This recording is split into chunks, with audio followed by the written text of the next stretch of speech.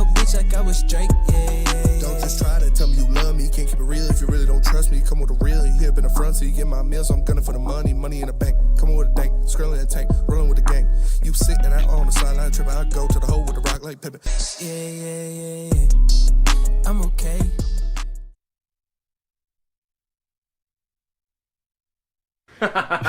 Yeah, look at you.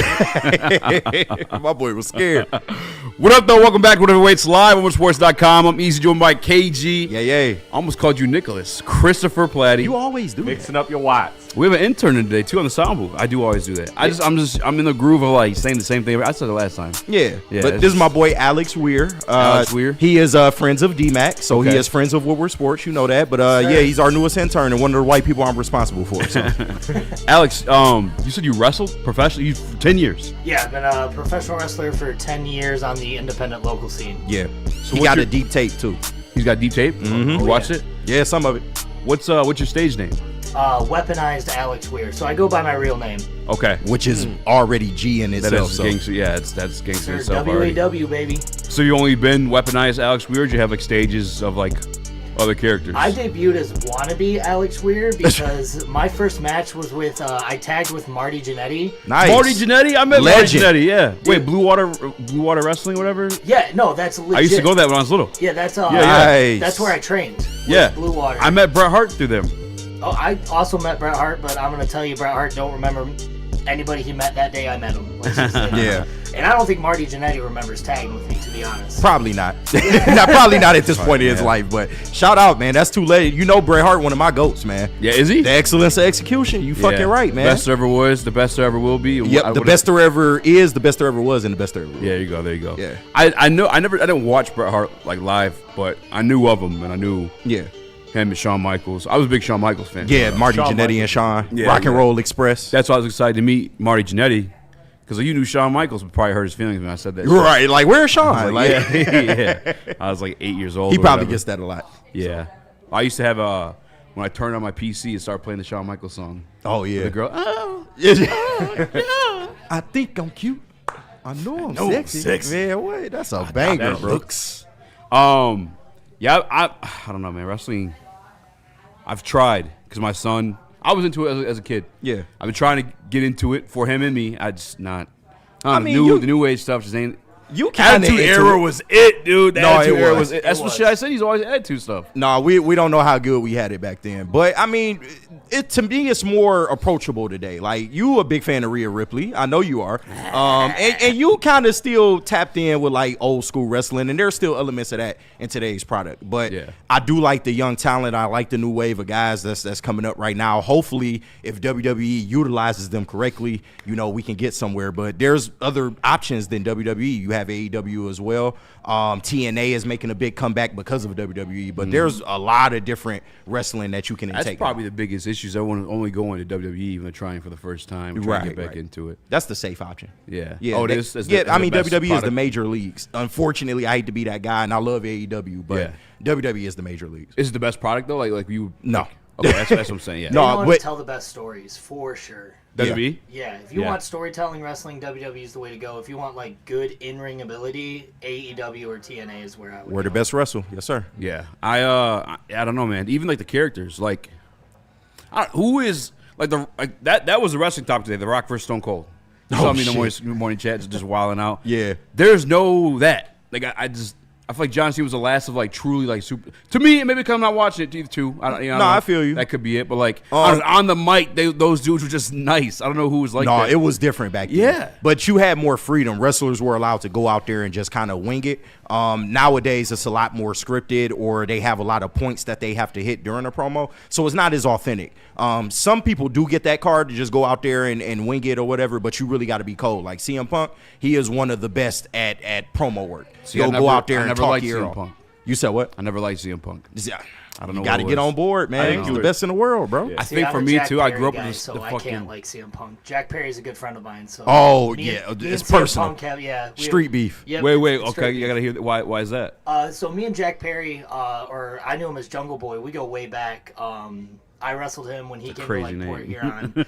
So I've always been. Yeah, it did. Got him signed. Yeah. So I've been friends with him. So when he had his beef with CM Punk, I had to take a side, got to stand with Jack. So shout out Jack Perry. Shout out the Perry family. Yeah. Shout out. Yeah, I think for CM Punk for me, why I never got into him was I grew up with a fucking juice steroid mother, and he's just like a regular looking dude kind of. Yeah. You know? I'm obviously bigger than a regular looking dude, but he just, I don't know. No, he's the everyman, and I understand why he don't mess with CM Punk, because CM Punk was in AEW. He had left WWE. Yeah. I think around like 2014. He left for about 10 years. So he ended up coming back to wrestling, but it was to AEW first. Oh, okay. And he had a real life backstage incident with Jack Perry, and it kind of resulted in CM Punk Okay, leaving. I seen that on Ariel Helwani's show. He slapped threatened the dude or something Tony like that? Khan. He threatened him. Yeah. But yeah, Did he slap the guy or something like that? Or? He just threatened him. It wasn't nothing. I don't think he actually put hands on him. He did put hands on another wrestler, though.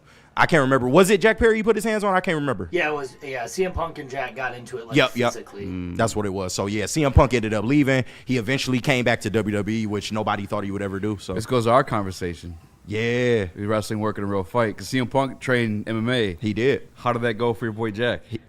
I mean, if you watch the video, there's This no is like a clear little tussle winner. I've seen, I think, right? Yeah, like I think like CM Punk had him in a headlock. He and, did. and he like broke out. Like it wasn't even like a real fight. So Yeah. honestly, really disappointing, given the fact that CM Punk is a legit MMA fighter. Yeah. you know, Yeah. with 2 losses on his record. Yeah, I was about to say he wasn't that good. And, No, he was not We good. can't He was keep not pimping that. Like he was It's pretty something, bad at though. It's something, UFC. though. My bad for starting off with wrestling. I just know Casey's a big wrestling fan, and this guy is literally a professional wrestler as we speak. So we had to talk a little bit about it. This is of my course. first time meeting Alex, by the way, too. Yeah. Bobby, random question. Is Bobby Lashley still wrestling? Yes, he is. He's in AEW as we really? speak right Yeah. now. Talk about MMA. Now, his MMA record is Yeah. a little bit more polished Yeah. than CM Punk's. Yeah. but You know what's disappointing He with was him, a man? Like, he had everything but the voice. I know. Bro, he was talking I like, know. and you know what? I'm like, whoa! You're not supposed to sound like that. Like, I don't know. And he's taken more seriously now, but I definitely get where Yeah. you're coming from. Like he his needed voice, a manager. He Like, needed a manager. Yeah, he needed someone to talk. I don't know why they let him talk. I would have never let that man See, talk like a so much. dream parent, I would have put Paul Heyman with Bobby Lashley Yes. back in the day. Yes. Like that Yeah. could have worked, man. Yes. that could have worked. But it's one of them things, man. Shit was disappointing as hell, man. Yeah. All right. Well, we got a packed show for you guys. Talking lots of NBA. We got some NFL, courtesy of KG. Yes, sir. I don't know what. There's not a lot going on with Detroit Lions. We didn't make the playoffs. I know, all right? It's just don't tough. remind me, bro. It's just tough to scoop up Lion topics. So I handed it to Chris for a little bit. Yeah. Hey, Chris, put in all NBA. Well, Of course he did. I mean, look, play to your strengths, right? Yeah, Play to your strengths. That's all I was doing. So I was just helping out the show, providing as many topics as possible. We can cut as many as we want, go NFL, whatever. But I don't know. It's just the way the Doing cards dealt. WWE all day. Yeah, right. I'm with that. The too. way the cards are dealt, WWE hoops. Chris, I'm here. if you were a I'm good. professional wrestler, what would be your stage name? Dude, so I had a WWE phase, and like I definitely would like we'd wrestle friends and shit Yeah. but I don't remember ever like making a name for myself. You know what I mean? So like I don't ever remember like going that like in character with it. So I don't know if I'd have one, to be honest. Like I can't think of one on the spot. I had one when I was like 10. It was a sportsman. Sportsman. Sportsman. That's hilarious. I think Young Sus will work for him. Oh, I mean, it caught on. It caught a little traction. you try to retire that one. Yeah, I know. I just like to mess with Chris. I see Chris's heart drop to his stomach because D-Mac only knows him as that. Yeah. So Well, or D-Mac knows he me knows as- Chris, but Yeah. you were introduced to him as Yeah. So he rocks artist with formerly that, yeah. known as. And I gotta just respect Yeah, Chris's it. face. I gotta yeah, respect it. his face just goes pale because ain't nothing you can do about it. Darren McCarty would fall through the pretzel. Yeah, So it's bro. like, Yeah, exactly. Hey, hold up. Chris like, hey, D-Mac. Hey, How's it going, sir? hey, Peaceful Craig in the chat, the Amish assassin, bro. I'm just assassin. I can get with like that. that, dude. I I get like with that. that. Come out in overalls, a Yeah. pitchfork. Like, I like it. KG, Yeah. you've been watching wrestling your whole life. I know you had a fake wrestling name at some point, man. No, I never did, bro. Stop lying. You just shit. What is it, man? No, Come on. bro, I swear I Young never Sus. like thought about it like that. Like I always wanted to be a wrestler, but I never went as far as like, Making a name for yourself? yeah, I never went that far. Did you ever finish your move? I like the power driver. Pause. It's a classic. Just dumping Yeah, somebody pause. on their head, it works. Power driver's just No, a power the vice, driver it got banned at one point, but you pick The somebody up Undertaker, Tombstone? like by their stomach and then you just Yeah. drop them on their head Okay, between your okay. legs. Pause. I know it sounds what crazy. is your finishing move? My finisher is called the kill shot. It's a corkscrew roundhouse kick because I'm a martial artist as well. So Oh, ties no right shit. in, yeah. Oh yeah, he's a Okay. badass. What'd you train in? I traditionally Tong Sudo. I've been doing Tong Sudo for 20 years. I'm a 5th degree black belt. So I could have beaten CM Punk in that fight. What is I'm Tong saying Sudo? Is that like judo or something? It's traditional Korean. So is that like striking, grappling, or? It's like like traditional striking. I'm a point fighter, so everything I do is like striking and self-defense. I also like trained in Krav Maga as well. Damn, that's dope. I haven't heard of that one either. Tong Sudo, you said? Yes, sir. That's dope. So you one of the only other trained people here besides Easy over here. He's also trained. Just jiu-jitsu, yeah. Hey man, dude, I've got standing, you've got the ground. Like you get me on the ground, I'm kind of like I'm like boned. Fish out of water. Like, yeah. Yeah. I'm a That's scrawny fucking guy. sick. I gotta stay on my feet. He once choked out the owner of the company. No, I'm talking shit. No big deal, no big deal. Right. A couple super chats. One from Freddie Felt. One from Freddie Felt. Says Chris got to wrestle as the Gimp from Emo Heavies. Shout out Freddie Phil, man. Yeah. The Gil. Chris's name, How High? That's a good one too, because you're kind of tall. Yeah. You talk like you're high all the time. That could be like a finisher sober. move, yeah. When's That the could be the finisher. That could be the name of the finisher move too. How high? Yeah. I like that. That would. No, another pause-worthy one though that if I was a wrestler would be a move because I thought that one was sweet as a kid, but it's definitely pause-worthy. Is the Batista bomb. Oh yeah. Because that shit. Yeah, that shit put just nuts in like, your face. Yeah, exactly. Yeah, So what is the gayest move, Alex? You're like, uncomfortable. it might be doing? Batista bomb. You're just like, oh man. No, I it's hate- Batista every bomb time up I do there, this but- one, it gotta be up there, right? Oh yeah, definitely like power bombing somebody is up there, especially like out of the corner when they're already like on top of you. So nuts already in your face for like 10 punches, and then you got to walk them out and then slam them down. It's just that, or the tombstone pile driver because you're really just 69 in the dude on the way down. Much. All right, then I got this one question too. Since you wrestle professionally, why the underwear? I've always been a fan, but I never Not understood. under tights. Trunks. Trunks, yeah, That's what there they you call them in the biznaz, the trunks. Yeah, but it's underwear. Listen, I've never worn trunks because I have glow sticks for legs, so I don't want to, subject people to that. Some people say it's easier to move around. Let me tell you, it's sweaty. I get sweaty walking to the ring. Yeesh. So, it's... I imagine. Some people just do it because, they get sweaty, it gets hot. I mean, the same reason, the girls don't wear a lot of, clothing, not just... Because it's not really to sell themselves. They do it out of comfort, because it is hard to move around a lot with the stuff that we do. So, some people wear the trunks to move around better. Some do it for the good old thigh slap. I've always worn tights all my life, so I've never been a trunks guy. So, I'm kind of with you on that one. I'm like, Not my team. Yeah. I'm not judging. I'm just curious, why? Why? Nah, I feel you. Who? You judging men that wear trunks? Nowadays, we know Vince is freaky as hell. Maybe Well, yeah. Nah, but they was wearing them before Vince was around. Would So. Chris that wear is fair. trunks? Would Chris wear trunks? Oh hell no! Nah, Don't nobody want to see that. No, I'd be in jeans. I'd call the police. Don't nobody want to see the white strudel. I'd be in the jorts for sure. Jorts is tape. crazy. Who was it? Did Crime Time wear jorts?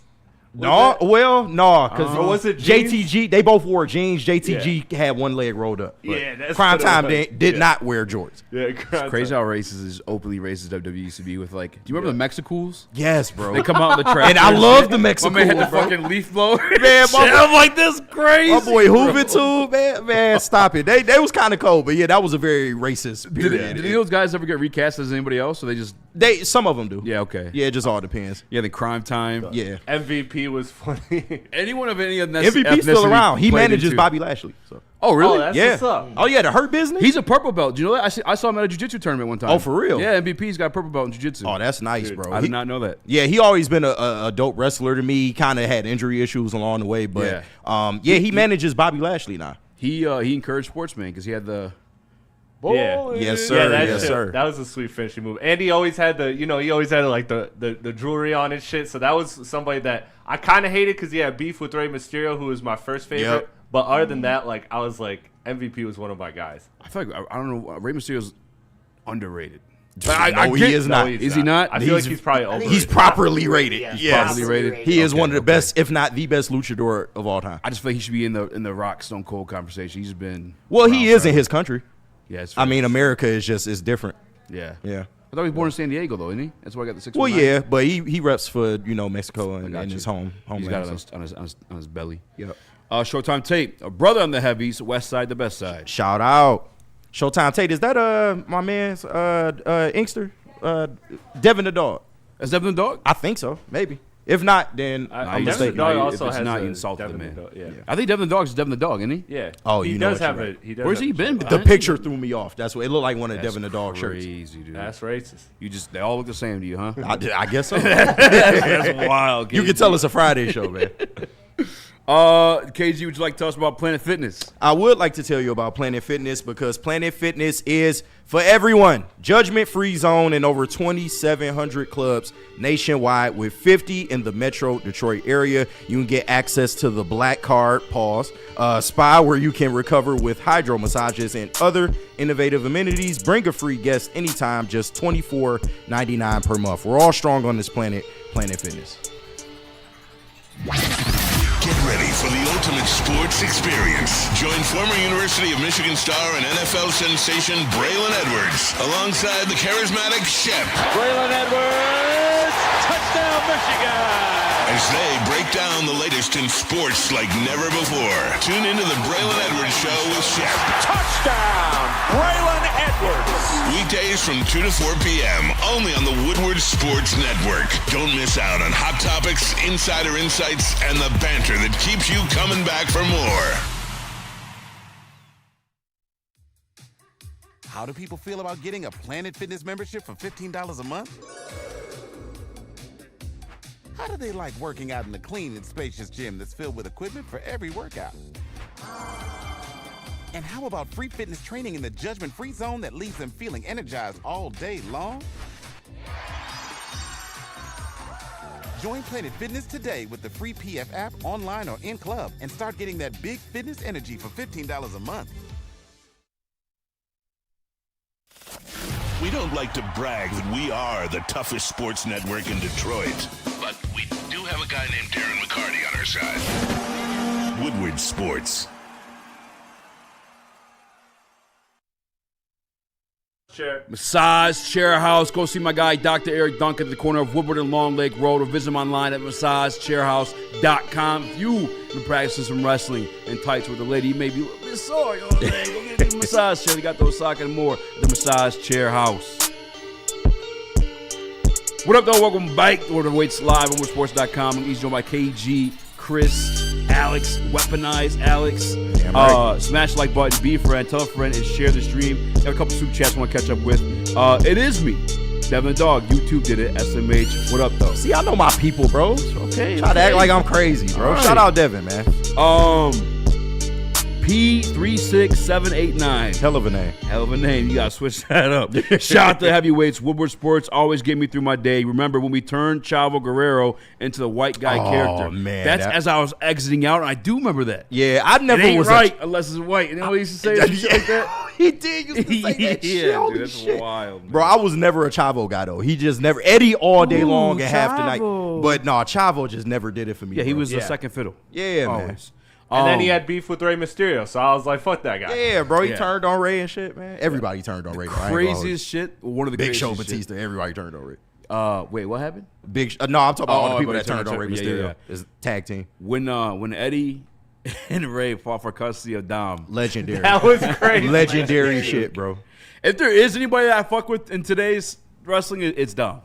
Yeah. I fuck with Dom. Dirty Dom go doing it- crazy. he's doing it bro. right. I just need him to put on some muscle, bro. I'm sick of I looking at his know! skeleton-looking ass. Just a little bit of muscle, and I promise you, bro, in the next 10 years, he gonna be a force, bro. One of the best people in wrestling. Is he good in the ring?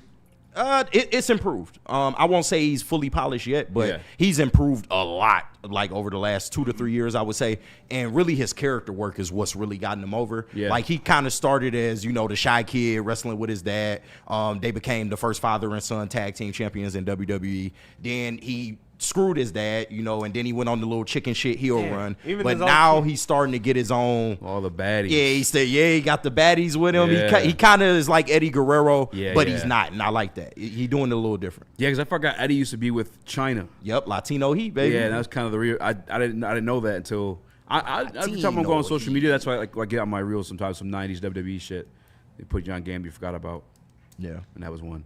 Either way, I just want to shout out somebody, thank somebody, maybe even bow our heads in prayer, and because it is a little bit of kind of sad. Kwesi Adolfo-Mensah, Damn, man. former general manager of the Minnesota Vikings, who gifted us Jamison Williams, He did. got let go of his job today. No longer with the Vikings. He also took Hawkinson off our hands, too. He did take Hawkinson off our hands. Yeah, You're man. absolutely correct. Yeah, I remember Vikings fans, man. They love that guy. They love talking shit to us about him. I'm like, brother, he gave us Jamison Williams. And the guy he got in return was Lewis Seen, who's not in the NFL anymore. Yeah, well, he's not, which And is crazy. I will fully admit, though, at free agency, he's kind of nice. I'll say that. Like, the Sam Darnold was a good pickup. You let him go, idiot. Yeah, right. Dumbass. And Daniel Jones. And Daniel in the same Jones. locker room. And then you bought it for – you're a Michigan guy. How you feel about JJ? I mean, he ain't there yet, bro. You think he ever will be or what? It's What's hard. Your 1 out of 10, like, It's- face? I see Alex shaking his head. I mean, it's hard to tell. Michigan guy, too? Yeah, oh yeah, definitely. It's hard to tell because I was somebody that spoke out against Kevin O'Connell, but after the Sam Darnold run, I started to give him his credit. You spoke out against Kevin O'Connell? I was never really sold on him, but like I said, man. that year with Sam Darnold really proved to me, all right, he can do this shit with anybody. And the fact that, I think that maybe a couple more years, if JJ can just get his decision making together, then maybe it can work, but it's yet to be seen. He's got to fix his injuries. He's very accident prone. He is. Very injury prone. Yeah. He's just – I don't know, dude. That was a crazy pick to me. He whooped the Lions' ass.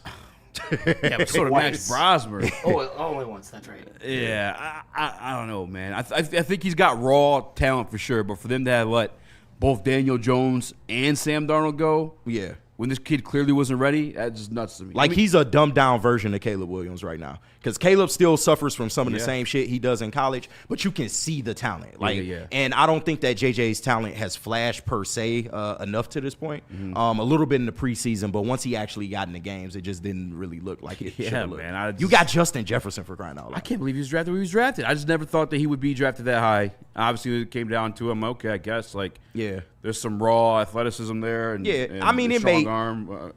To me, it made sense just because, I mean, quarterbacks are at a premium. We know that. And they needed one. And I do good, like though. I like JJ's rocket arm. He has a really, really good arm. He can throw deep. That's nice. But it's all about the accuracy. And I think he lacks the accuracy and the touch. And he a little happy feet. He likes to take off and run maybe in situations that he doesn't have to. Yeah, actually reading the field. I mean, just I don't know. It was early for me. Again, I sold myself on at the end of the day, like you said, though, because like the raw athleticism, Yeah. the arm and stuff like that. I mean, same thing. Anthony Richardson were early too for having just the traits. But the JJ stuff, that was wild for me. I sent it in Slack, Chris. I don't know if you have it. That same draft, Yes, I do. Adolfo-Mensah had 2 first-round picks in that same draft class. He arguably, we'll see with JJ, feels like he missed on both. Bro. Yeah, that's Brock pretty Bowers in between the two of them. bad. And you passed over Jared Verse, Chop Robinson, and Quinyon Mitchell. Those are all pretty good picks. Right. Byron Murphy had 7 sacks as defensive tackle this year. Yeah. Yeah, Quinyon's an all-pro. Yeah, that's tough. I mean, and you got 2 solid offensive tackles in there, too. I mean, he never had in the draft No. ability at all. He had, some stuff for free agency, like, Sam Darnold, Andrew Van Ginkel. Grenard. Yeah. Like, he had the free agency part of it, but just he was missing that part of it. And I'm just sad to see him go. I wish he was still in Minnesota fucking shit up. I know. We'll see what direction Minnesota goes. I mean, I know the Lions are in a tough spot right now, but I still view Minnesota as low in the division, below us, I would say. The other 2 teams we got to worry about. They are, but, like, if we address the offensive line, fuck them. I'm not sweating them at all. But until then, Flores got Goff's number, man. Yeah, He's just he do. And I'm so mad they kept that man. That's what I'm mad about for real. I already know Goff was listening to Marvin's Room in the news when you came across it. He's returning. Pics on my old phone. Yeah, you know what I'm saying? Like, damn, dude. Yeah. I can't believe they even let him walk. That's the other thing with Adolfo. Maybe this on KOC. How do you even let that guy fucking go interview anywhere? I would have never let him out the building. Yeah, no, to be You honest should have with paid you. him before it got to that point. That's insane to me. Nah, but I think he wanted a head coaching gig, but we all knew that was going to be kind of hard with the spat that he had with the NFL, suing them for discrimination and shit like that. Yeah. It's the good old boys club, and you don't go against the shield. So I didn't think he would ever, have an opportunity to get jobs, but I think he got interviewed for a couple. You got Ravens, Steelers, maybe. Yeah, but, I mean, shit, just get paid as a coordinator and call it a day. Yeah. I heard he's got, like, he's got bad relationship skills, too. Like, there's someone from the Vikings, I think it was defensive line coach, maybe. He retired. Yeah. Just because him and Flores butted heads. Oh, wow. In Miami, he butted heads with a lot of guys. But I don't know the extent of the situations. Like, maybe they're on the – there's 2 sides. Yeah, you never know. But he is an old school mentality type of coach. So Yeah. You don't seem like that at the podium. He seems like mild-mannered as shit when he's like at the podium. He can relate, but I think he is of the older mindset, though. I mean, I still respect him. No, for sure. How do you not? Yeah, I mean, he got a bad deal in Miami, bro. To be honest with you. Yeah, for sure. Yeah, the owner wanted you to lose. Mm-hmm. He got fired for not losing. That's right. I mean, he wanted to get rid of Tua too early, and they wouldn't let him do it. Tua, listen, man. That's why they brought Mike McDaniel in, because he was willing to deal with Tua. So I don't even want to go on that type of conversation. Tua's in a tier where there's a couple guys. I know, man. Yeah. We don't got to do all that. Yeah. I love our guy. Spare him, dog. Stall him out, bro. Jesus. Alex, you got anything on Adolfo Mensa getting let go? You think he keeps his job if Sam Darnold doesn't make the Super Bowl? That's a good question. Yeah. You think they looked at Sam Darnold making the Super Bowl and were like, "You let this guy on horse tranquilizers go," and then now he's in the Super Bowl. I guess and Vikings miss the playoffs. I guess it depends on because he and Daniel Jones had phenomenal years up until Daniel Jones got hurt. You know what I'm saying? So it's absolutely. Maybe not. If they still make the playoffs, he's probably cooked because you look like an idiot. Yeah. You kept this kid who's clearly in developmental stage, and honestly, partly shame on Kevin O'Connell as well. Aaron Rodgers wanted to go there too. Remember? He did. Yeah. I don't know. Shame on that entire crew for letting the three of those guys go before JJ's ready. Again, JJ, we don't know the verdict. I guess you could truly say it's not out yet. I give guys 3 years, and really he's 1 year behind because of the injury. Right. So I'll give him 2 more years. I don't think he'll ever pan out to be anything worthy of sweating over in this division, at least. Right. But who knows? He's Sam Darnold's career. Look at him now in the fucking Super Bowl, too. I think it was also a situation in which KOC wanted a prototype for a quarterback. Yeah. And I think JJ fits the mold of what he wants to run with his offense, as opposed to those other two guys. And I mean, Daniel Jones is kind of similar. Well, maybe Sam Darnold's kind of athletic, though. Yeah, but not like a Daniel Jones or a JJ McCarthy. Yeah. You know, you don't really expect them to kill you with your legs. So, I mean, it's just one of them things. But, I mean, Adolfo Mensa has had a bad track record in terms of drafts way before the Sam Darnold shit happened. It's really bad. I don't know if I saved it in my phone, but I saved some of his draft history, or at least I saw it on Twitter. There's no one of note. I mean, I'm talking literally no one. That's crazy. No, I feel like JJ was the first time people looked at the Vikings drafting somebody and going, "Oh, we're getting a quarterback," and then JJ gets hurt in the preseason. I like Dallas Turner coming out, but I did too. I was wrong about that. Yeah, at least so far. I mean, was he. Yeah, we still got to let the people pan out, but so far they drawn up zeros. So, yeah. Oh, that's unfortunate for us as Lions fans. Yeah, I was hoping he'd be there forever in eternity, but it is what it is. We do have a special guest joining us here shortly that's going to talk about Detroit Pistons with us. So let's go to break. Hopefully come back with him.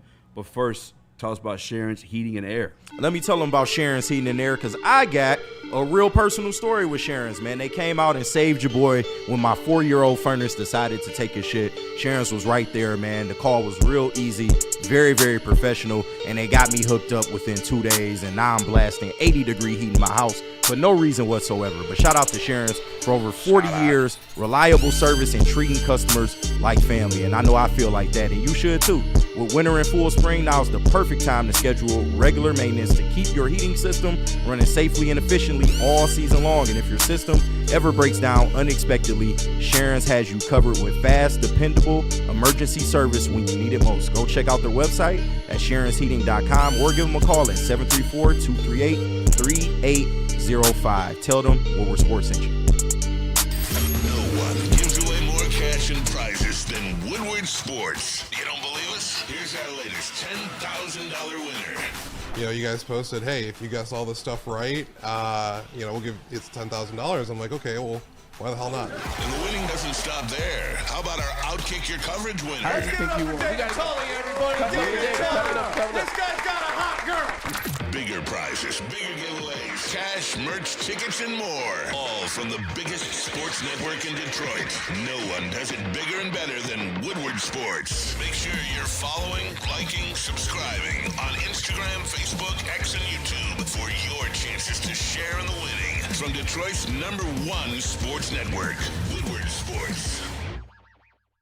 Walk into any Lady Jane's Haircuts for Men today. Open 7 days a week. Sit back, relax, and enjoy precision haircut, scalp massage, hot leather neck shave, and hot towel treatment from one of our talented stylists. Step up your game this season and take advantage of our $20 haircut special.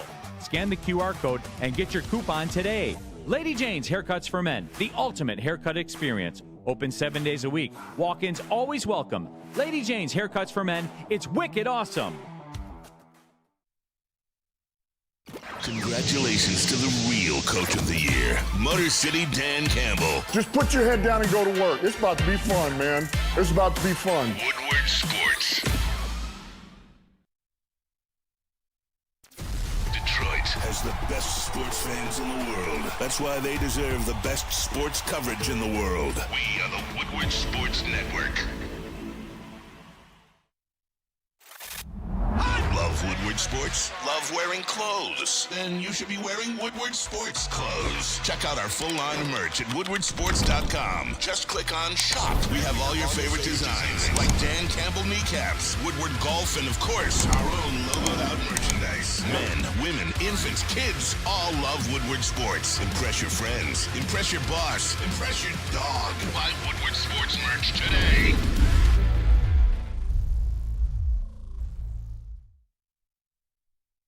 Mr. Vapor Soar is a next-generation cannabis vape brand engineered for control, consistency, and clean delivery. The product line utilizes cutting-edge tech and streamlined design to meet the demands of experienced cannabis consumers who value performance, precision, and design clarity. Introduced the all-new premium 3-gram disposable THC vape available in Berry Skittles, Blueberry Gelato, Bombsicle OG, Lemon Haze, Lush Ice, Phantom Punch, Rainbow Runts, Strawberry Satori, Vanilla Kush, and the fan favorite, Donkey Five. Visit MrVaporSword.com to find a dispensary that carries it near you. What up, though? Welcome back to Whatever Waits Live, WoodSports.com. I'm easy joined by KG, Chris, Alex, and of Locked On Pistons, one of the hardest working Detroit Pistons content creators, Khalil. What up? What's going on, man? What's happening? What's good? What up, though, man? What's going on, man? How you feeling after a Dylan Brooks career high? Man. Yeah, one of the most efficient 40-point games of the season. You would have never thought it would be Dylan Brooks. So that was certainly something to see. I got done watching the Red Wings overtime. I turned it on. They said, Dylan Brooks, career high. I said, I'm going to bed. Yeah, they hyping him up for the All-Star game. I'm like, come on, bro. What? He's making the All-Star game? He was talking crazy to the bench and everything. Yeah, man. He was wilding last night. Yeah, it was nuts, man. That shit was crazy. I hate Dylan Brooks. I can't stand it. If he played for the Pistons, I would love him. But yeah. Any other team, you can't stand He's one of those guys. But he doesn't. So fuck him. That was crazy to see. That was honestly nuts. And then we started making a comeback, and the reason they fucking went back up was this motherfucker. I mean, that was nuts. Yeah, man. Yeah, I don't like that you're pointing at me when you're talking to Dylan Brooks. What'd you say?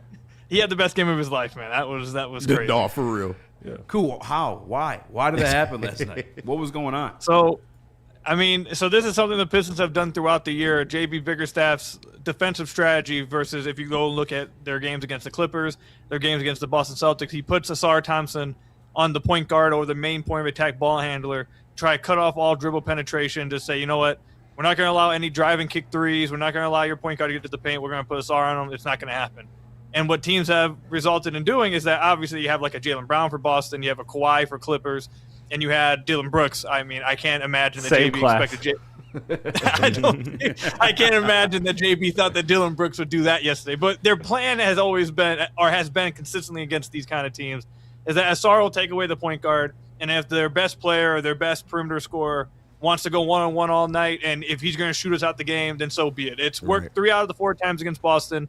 They lost both times against the Clippers doing it. Kawhi dropped 55 in one game, and Asar wasn't switched on to him. He stayed on James Harden. And then yesterday, Asar really was on Grayson Allen and Gillespie through the entire game when he had Tobias Harris, Duncan Robinson, and guys like that guarding Dylan Brooks. And again, like I said, I'm sure J.B. Bickerstaff wasn't going into the game thinking Dylan Brooks is going to carve us up for 40 if we don't put Asar Thompson on him. But I feel like that's something you got to adjust midway through the game. If he's going that, like I said this on the podcast, in the third quarter, they flat out start double teaming Dylan Brooks. It was bad, bro.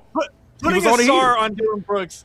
Putting Asar on Dylan Brooks has to be higher on the possible solutions instead of double teaming Dylan Brooks. You're right. I agree. Not KD, not LeBron, like Dylan Brooks. So I understand that's their strategy. And maybe he was so hot, maybe it wouldn't have mattered. But I'm a process kind of guy and if the process doesn't make sense to me, I don't like. I'd rather if the process makes sense, you end up losing. then so be it. But I couldn't comprehend that once he got to 30, you were at least like, hey, let's put Asar on him. Maybe Tobias and Duncan don't got it. So I don't know.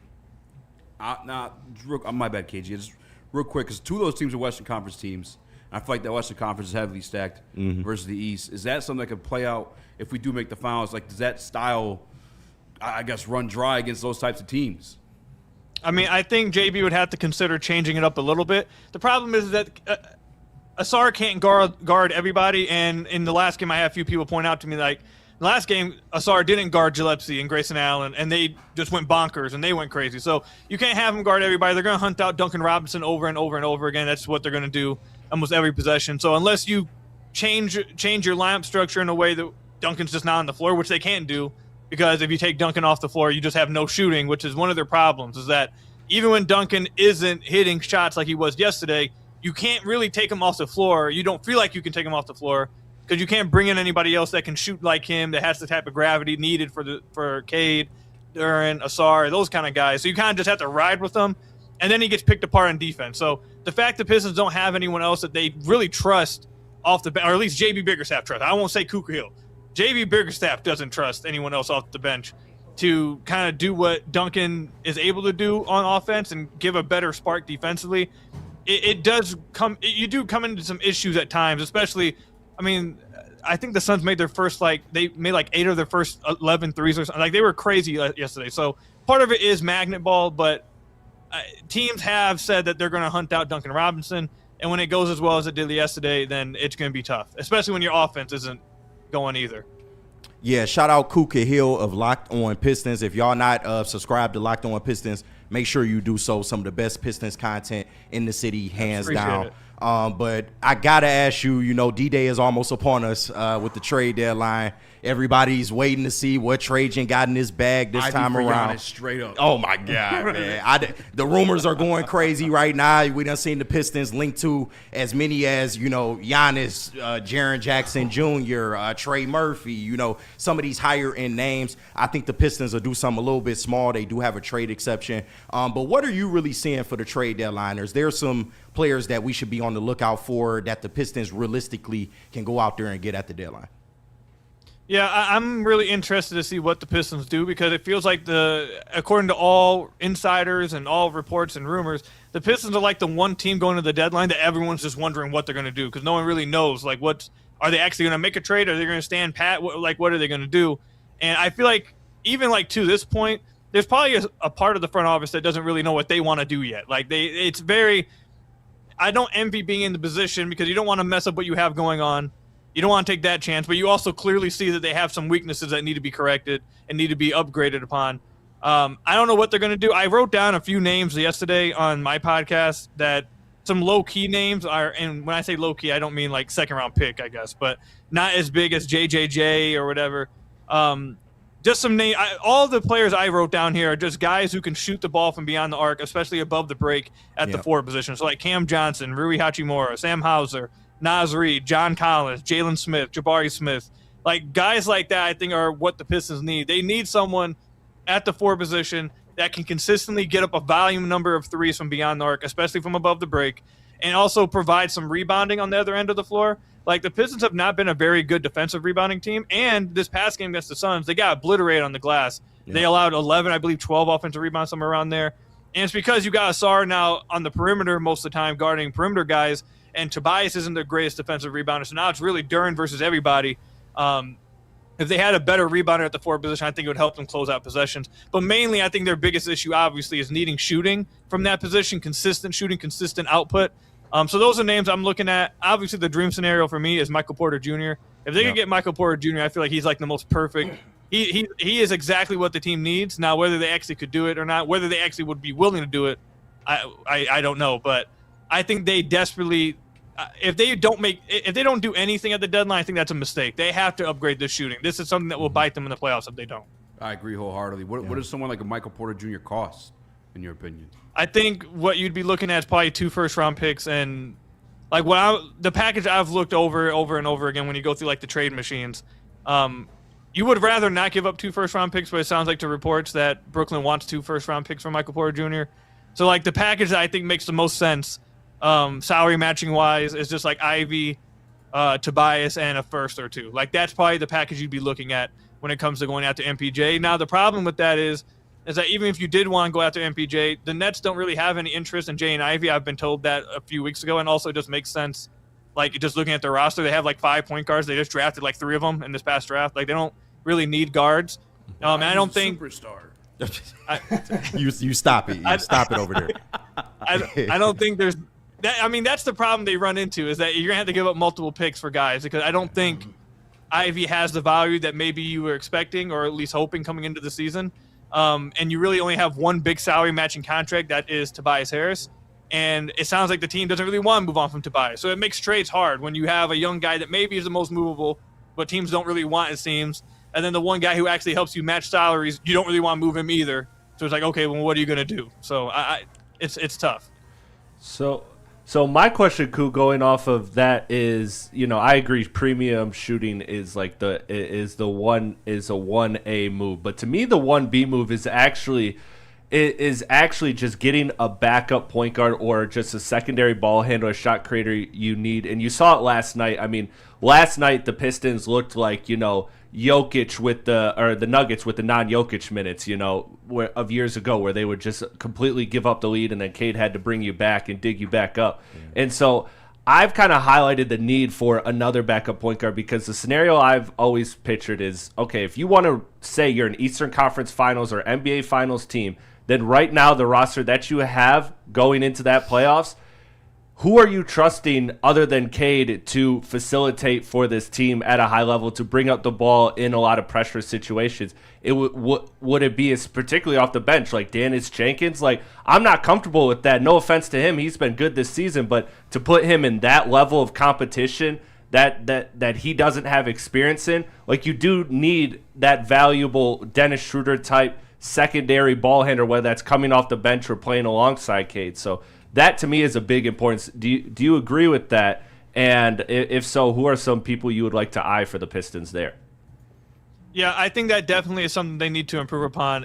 The Pistons, I said this on a podcast a few days ago, that they have this issue or this situation where they have a bunch of guards that want to play, a bunch of guards that it feels like need to, or JB wants to play, but none of them have deserved minutes. Like, none of them have deserved minutes consistently. Like, Ivy yesterday played 7 minutes, played 0 in the second half. If he's making shots, he gets to play, I guess, 20 minutes? And then if he doesn't, JB just doesn't play him for a half, I guess. Like, Marcus Sasser, he had a great game a few weeks ago, scored like 20 points, and ever since then his shot's fallen off. So now he doesn't play. Dennis Jenkins is a great story for a two-way guy, and he's probably been the most consistent one of them all. But even he's not tremendous, and he has games like yesterday, in the last few games really, where he's not playing well, and it's like, okay, he hasn't played well, who are we going to turn to? And then Karis LeVert, good for 2 weeks, and it's been bad for a month and a half. So they have a bunch of guards, but they don't really have a lot of consistent guards. They have a mid-guard room, to be honest. And it's just a bunch of guards that can do one thing and not another. You can shoot, can't play defense. You can shoot, can't dribble. Like, it's just they do have a problem at that position.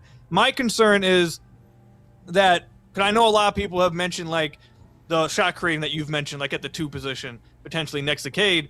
And my thing is that I do agree that's something they need to acquire, but the type of player they'd have to acquire, I think, to take this team to like another level is like an all-star caliber player then at that position. Because if you play, let's just say you go and get name, insert, good offensive player but not great defensive player, and you put him at the 2 position next to Cade, now you're having to move Asar off of the on the ball because he has to play power forward. You're going to have to move him down to off the ball. So whoever you brought in, you're going to need to trust to play on-ball defense. And if they can't play on-ball defense, or they're not good at the point of attack, now your whole like defensive identity is going to start to wither down because now you got Asar playing off ball. So if you could get a guy who could score and also be good at the point of attack to where you can move Asar off the ball and doesn't kill your defense, I would love it. As far as just a backup point guard, I haven't really looked at many names. I do agree with you that it's something they do need to address because the non-Cade minutes haven't been great. And like I just said, the problem is that they have a bunch of guards they don't really trust with the ball in their hands. Like Dennis Jenkins is the only one JB really trusts to get the ball up the floor, set the offense. He doesn't trust Ivy to do it. Like, that's just actions speak louder than words. He doesn't trust Ivy to dribble the ball. He doesn't trust Sasser to run the offense. Karis LeVert, he seems to trust too much, and he's just bad. So it's like they don't really have anybody else outside of Cade. Sometimes they let Asar run the ball up the floor, but he doesn't trust Asar nearly enough apparently to do that. So I do agree with you. They do need to get another guard. I don't really have one in mind, but as far as a backup point guard, anyone that can just run the offense and compete on defense would, I guess, be fine. As far as like another shot creator, I really would hope that the shot creator can at least compete defensively if you're going to shift around people's positions on defense. Yeah, and shout out to DNC ENT in the chat. Dennis isn't getting converted. Ivy and Sass will be your backups in the playoffs. And I thought it was funny. I thought it was funny that last week, we did the Piston stream, at the Wayne State Fieldhouse. Shout out. We had Deuce and Koo and Kool-Aid, Sean Murphy, all in attendance. It was funny. It was Jaden Ivey bobblehead night. And we literally had a segment on that show in which we were talking about how much faith we done lost in Jaden Ivey. I know you haven't been a fan for quite a while now, but cool. What do you just think about the Jaden Ivey situation right now? Do you have any concerns, going into the second half of the year? He has a big cap hit or cap hold, should I say, coming up in the offseason. What would you do about the Jaden Ivey situation right now? They're easy to try and get me in trouble, man. I'm sorry, bro. I'm sorry. He asked it. It was coming either way. It was coming either way. Yeah, I was going to say the way worse way. It was on his sheet. Look, I think you got to trade him. You got to move on. Jaden Ivey, honestly, both sides. I don't see why either side would want to keep going on at this point. I mean, JB Bickerstaff, we can argue. People of his fans can argue all they want. When the head coach doesn't trust you enough Ivy got 7 minutes in the first half. He missed an open three and then missed a bunny at the rim, and that was apparently it for JB. JB was like, okay, whatever. If you're not hitting shots, we just don't want you on the floor. And that's not Koo saying. That's what JB did. So if the coach is at the point where if you're just not hitting shots, we just don't play you, then what's the point of having him on the roster? The Pistons played a game yesterday where they couldn't shoot, they couldn't score, and the whole idea of Ivy is that he shoots and he scores. In a game that you can't do that, you play him 0 minutes in the second half. Like, I don't know what else there is to really say here. Like, I know other people have been much higher on him than I have been. The problem with Ivy is this: is that I'm getting nerdy here, I guess. His on-ball turnover percentage is skyrocketing. He's always been a on-ball turnover machine. He turns the ball over a ton in scoring situations. It's like 80th percentile. He turns the ball over a ton. And in the past, he was so athletic that, and I broke this down in his film breakdown in the offseason. I talked about this. So this is before he got hurt. I've been saying this. His handle hasn't been good. But when you are that good of an athlete, the margins aren't as, you can get away with it because of your athleticism. So he's able to just run around guys. His speed with the ball was crazy. So he may turn the ball over a lot, but he still was able to get to the paint because of just how fast and quick and athletic he was. Now that you're seeing that he's not beating people off the dribble, he's getting walled off a lot. Yeah. But what you're seeing is now that he can't just use his speed to get around guys, now his handle's really getting exposed. He's turned the ball over almost every time he dribbles the basketball, which is why JB doesn't trust him in the non-Cade minutes unless he's playing with Dennis Jenkins. If he's not playing with another point guard, JB just doesn't play him. So if you've reached the point now to where you've basically converted him into a three-point volume variant player. Like, he's completely reliant. His three-point rate, I believe, is like close to 50%, meaning that almost all of his shots are just catch and shoot threes. His whole importance to this team this year has been variance on his three-point shot. If he's hitting 5 threes, play him. If he's not, we're just not going to play him. And I just don't – if that's where you're at with this player, that all you're expecting out of him is, oh, if he's shooting threes tonight, if he's making threes, we'll play him. If he's not, we'll just play him 0 minutes in the second half, and we don't trust him with the ball in his hands, and he's turning the ball over a ton, and we're playing Dennis Jenkins, a two-way player, over people get mad that I'm saying it, but I'm just relaying what's happening. Like, I don't know what. Tell them how you feel, Cool. Don't be scared. Tell them how you feel. Speak the truth. I don't know what else. I don't really know. But the problem is that is a team interested in him. So would you be able to even get anything for him if you wanted to trade him? So I don't know. The cap hold is a big problem. $30 million cap hold in the offseason that you'll walk into. I think they should move him, but they might just say value's low. We'll just rock it to the end of the season. Just do something then. So are we past the ramp-up period? Is the bounce gone for Jaden Ivey? It appears that way. I don't want to be too early about it, but I'm not going to rule out that next year he may look – I'm not going to rule out that next year, whether it's with the Pistons or whoever, that he looks more athletic. That's certainly on the board. I think the bigger issue for me, is everyone that's a fan of his and let me not say a fan, a stan of his, says that, well, look where he was before the injury. Look where he was before the injury. And the problem is, what's being exposed right now is stuff that he was already struggling with before the injury. He was not a good finisher before the year. Or before this year, he was in the 22nd percentile around the rim. He wasn't a good finisher. He turned the ball over a ton before this year. And last year when he went on this hot streak, I went through this in his breakdown. He shot the same from every part of the floor last year outside the three-point line. He shot incredible from the three-point line. And I maybe understated or didn't give him enough credit for his three-point shot. I was hesitant about it. The three-point shot looks good. So I maybe didn't give him enough credit for that. But his three-point shot is there. The whole, let's wait and see until he gets back to where he was before. The player he was before is the same. He was still someone who struggled finishing at the rim, someone who struggled to not turn the ball over, someone you didn't really trust running point guard either. It's just that now those issues are becoming big flashing lights because now he's not springing around everybody, which if you believe he'll get back to full strength and get whatever full strength is at this point. I think, honestly, to be honest, I think the knee surgery he had at the beginning of the year probably is hurting him more than the broken leg. I think he healed up from the broken leg fine. We've seen in Pistons, Reggie Jackson had those consistent knee surgeries, and it just did a toll on him. So I think that, honestly, is probably the bigger issue here. But, yeah, I don't know. I guess to answer your question, the whole what's he at 100%, when's he going to ramp up, I think that it doesn't really matter. Whether he's exploding by people, I guess, what people want, he's still going to be relied upon to be a high-volume three-point shooter. I don't think his role really changes. JB doesn't seem like he trusts him to do much else. So, cool. I want to switch to something positive. And last night, Duren was awesome. And last game in Denver, he was also awesome. I've listened to a lot of national NBA podcasts and, beat writers and people that cover the league.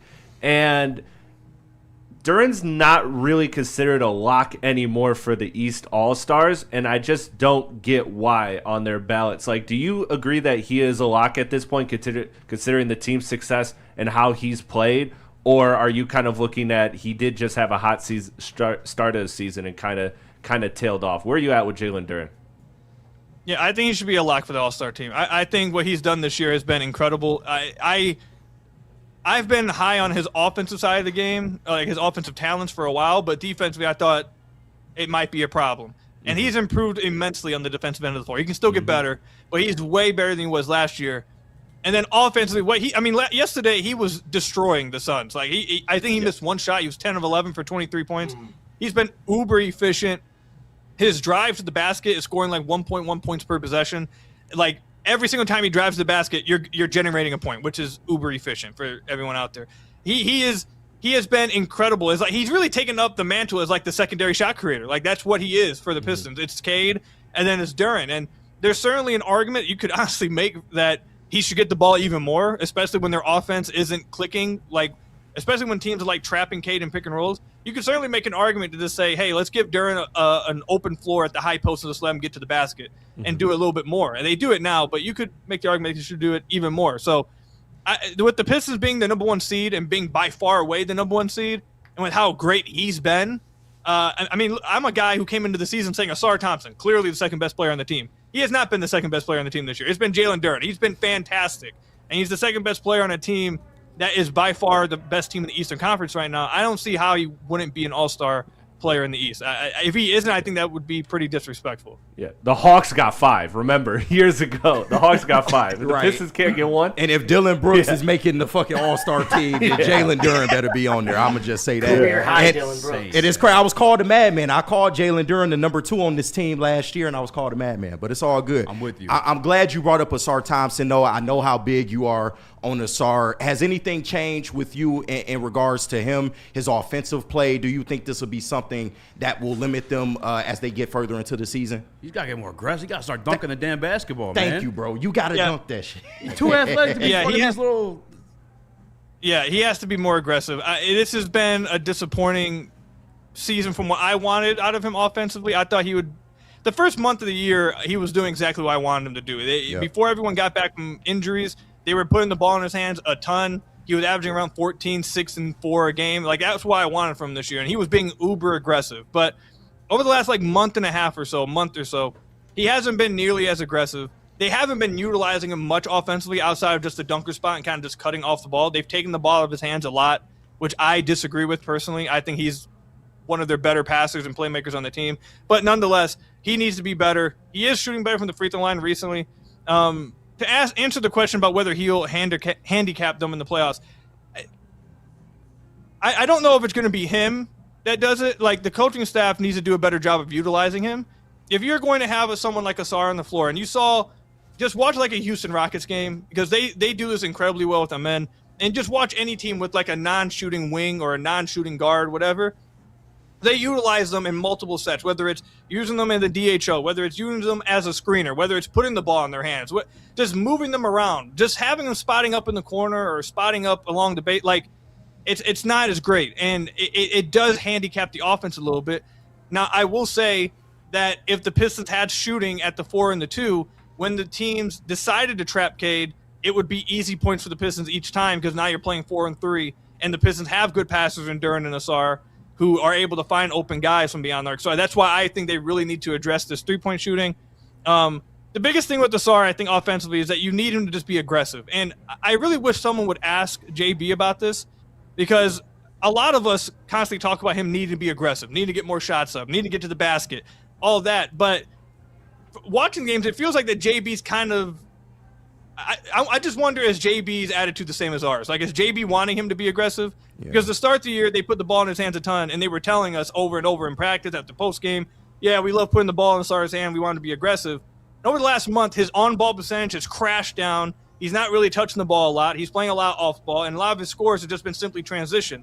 So as much as all of us want him to be aggressive and get to the basket more, I wish someone would ask JB about this, and whether does JB actually want that, or does he want him to scale down to what he was doing last year, which is really just dunker spot, cutting down the baseline, offensive rebounds. Like, that's what it seems like to me they want him doing over the last month, and I don't really agree with it. I think the best version of the Pistons offense is an Ausar that's crashing or slashing to the rim, getting to the basket and kicking out and trying to finish at the basket, drawing fouls. I think that's the best version of their offense. But I wish someone would ask JB about it. That's a great point. Cool, man. I appreciate the time. Any other? Who is the Pistons landing at the deadline before we let you go? Who is that name? Like, if you had to put your money on it, who do you expect? Nobody. Wait, no, for real? If I had to put money on it, I'm betting that they don't do anything. No, stop. That'd be terrible. I fucking hate that. The trade exception alone. No way. Look, I hate the answer too. I hate it. But if you're telling me I had to put money on it, that's fair. I'm not saying they're not going to, but if I had to put my money on it, yeah, I'm putting money on the side of they stand pat. I guess. You guys saw the report today, right? No. What? There was a report, I forget from what insider, but I forget which insider. I should have pulled it up. It said that people believe that the Pistons are more likely to be facilitators and make other trades happen rather than try to get something for themselves.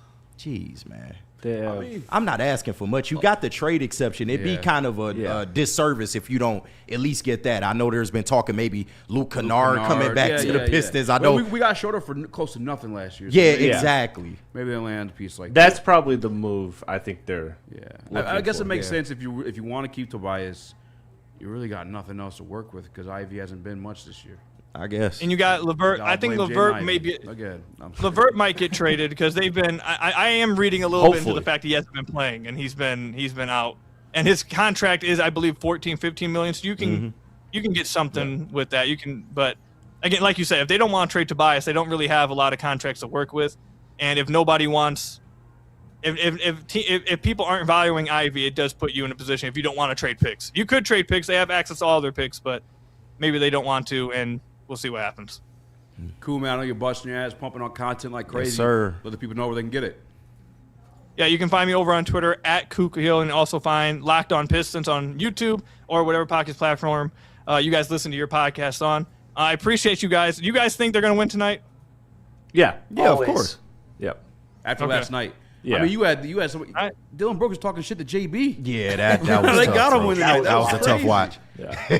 We got the revenge game coming. Let's go. I think too, this is a signature game for Cade. Like, Cade's looking, if he wants to start making those All-NBA, those MVP cases, a matchup head-to-head with Steph, I don't know if this one is national televised. I actually should double check that. But I mean, Pistons, Warriors, the market draw alone, that will get his name in those kind of conversations, like a little bit more. Even though the those Warriors busted it right now?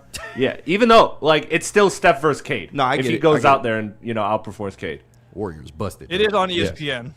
Okay, yeah, so see, that's bet the overs on Cade. Last time, I'll let you go, Koo. Who's your favorite wrestler all time? John Cena.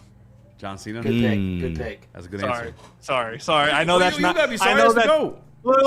So I know that the John Cena answer is usually the one people say, "Oh, you're a casual. You must not really like the sport of wrestling." Blah blah. No, not blah. necessarily. I know that, but No, man. is what it is. I've watched John Cena's whole career. You allowed to say John Cena. For No, sure. early Cena is peak. Oh, but yeah. anything. Thugonomics. Yeah, anything 2010s and beyond, I'm not with. Yo. Yeah. Hey, wasn't that in Detroit when Vince McMahon dropped the, he called me the N-word? Oh, was that Detroit? Was that in I'm pretty Detroit? sure was It Bobo. might have been, bro. And he said it in front of What, in the Booker T, you too. in the That's locker room? Yeah, bro. Keep it That up. promo. Yeah, Joe dog. Louis Arena. Holy shit. Cool. Appreciate you, man. Thank Yep. you. Shout out, cool. Appreciate you, dog. Never let Have a good one, guys. Yep. That was wild. Yeah. KG, why don't you tell us about Loom? I will tell you about Loom, and shout out to Loom, man. I saved a lot of money the other day. I went in there, saved about $70, and because I use promo code TAXBREAK80, you can score 40% off when you spend $80 or more with that promo code, running now through March 22nd. And if you're new to Loom, you'll get a free shake ounce just for stopping in. Plus, the first 3 visits, you get a Loom Eighth, a 200 milligram gummy, or a 1 gram cart with just a $20 spend. That's all it takes, man. And you can get all of this at Loom.com or visit one of their 41 locations across the state. Big shout out to Loom. Let me tell you about Buddy's Pizza. Buddy's Pizza is celebrating 80 years. 80 years of original Detroit-style pizza. Is grateful to be your hometown favorite. Follow their social channels and join their rewards program to see what they have planned all throughout 2026. Add some Detroit style to your next event with Buddy's Catering. Their menu is packed with fan favorites, including their award-winning pizza, signature salads, homemade pasta, and more. And save 20% on your next catering order of $200 or more when you order with the promo code Woodward. It's Buddy's Pizza. Check it out.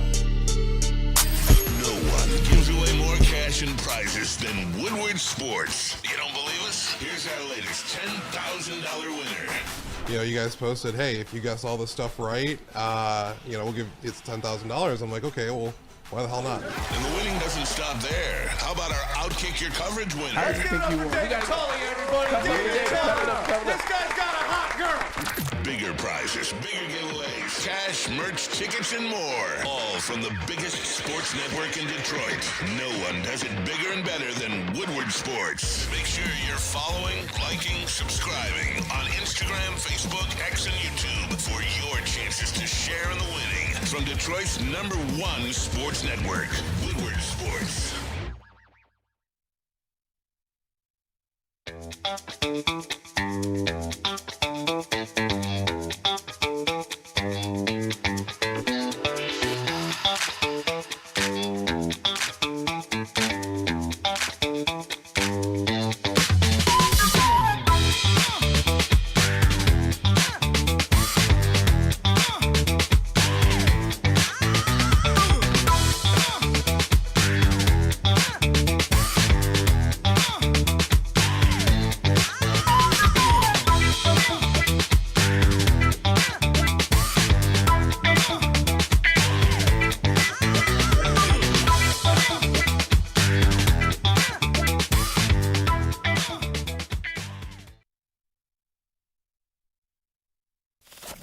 We don't like to brag that we are the toughest sports network in Detroit, but we do have a guy named Darren McCarty on our side. Woodward Sports.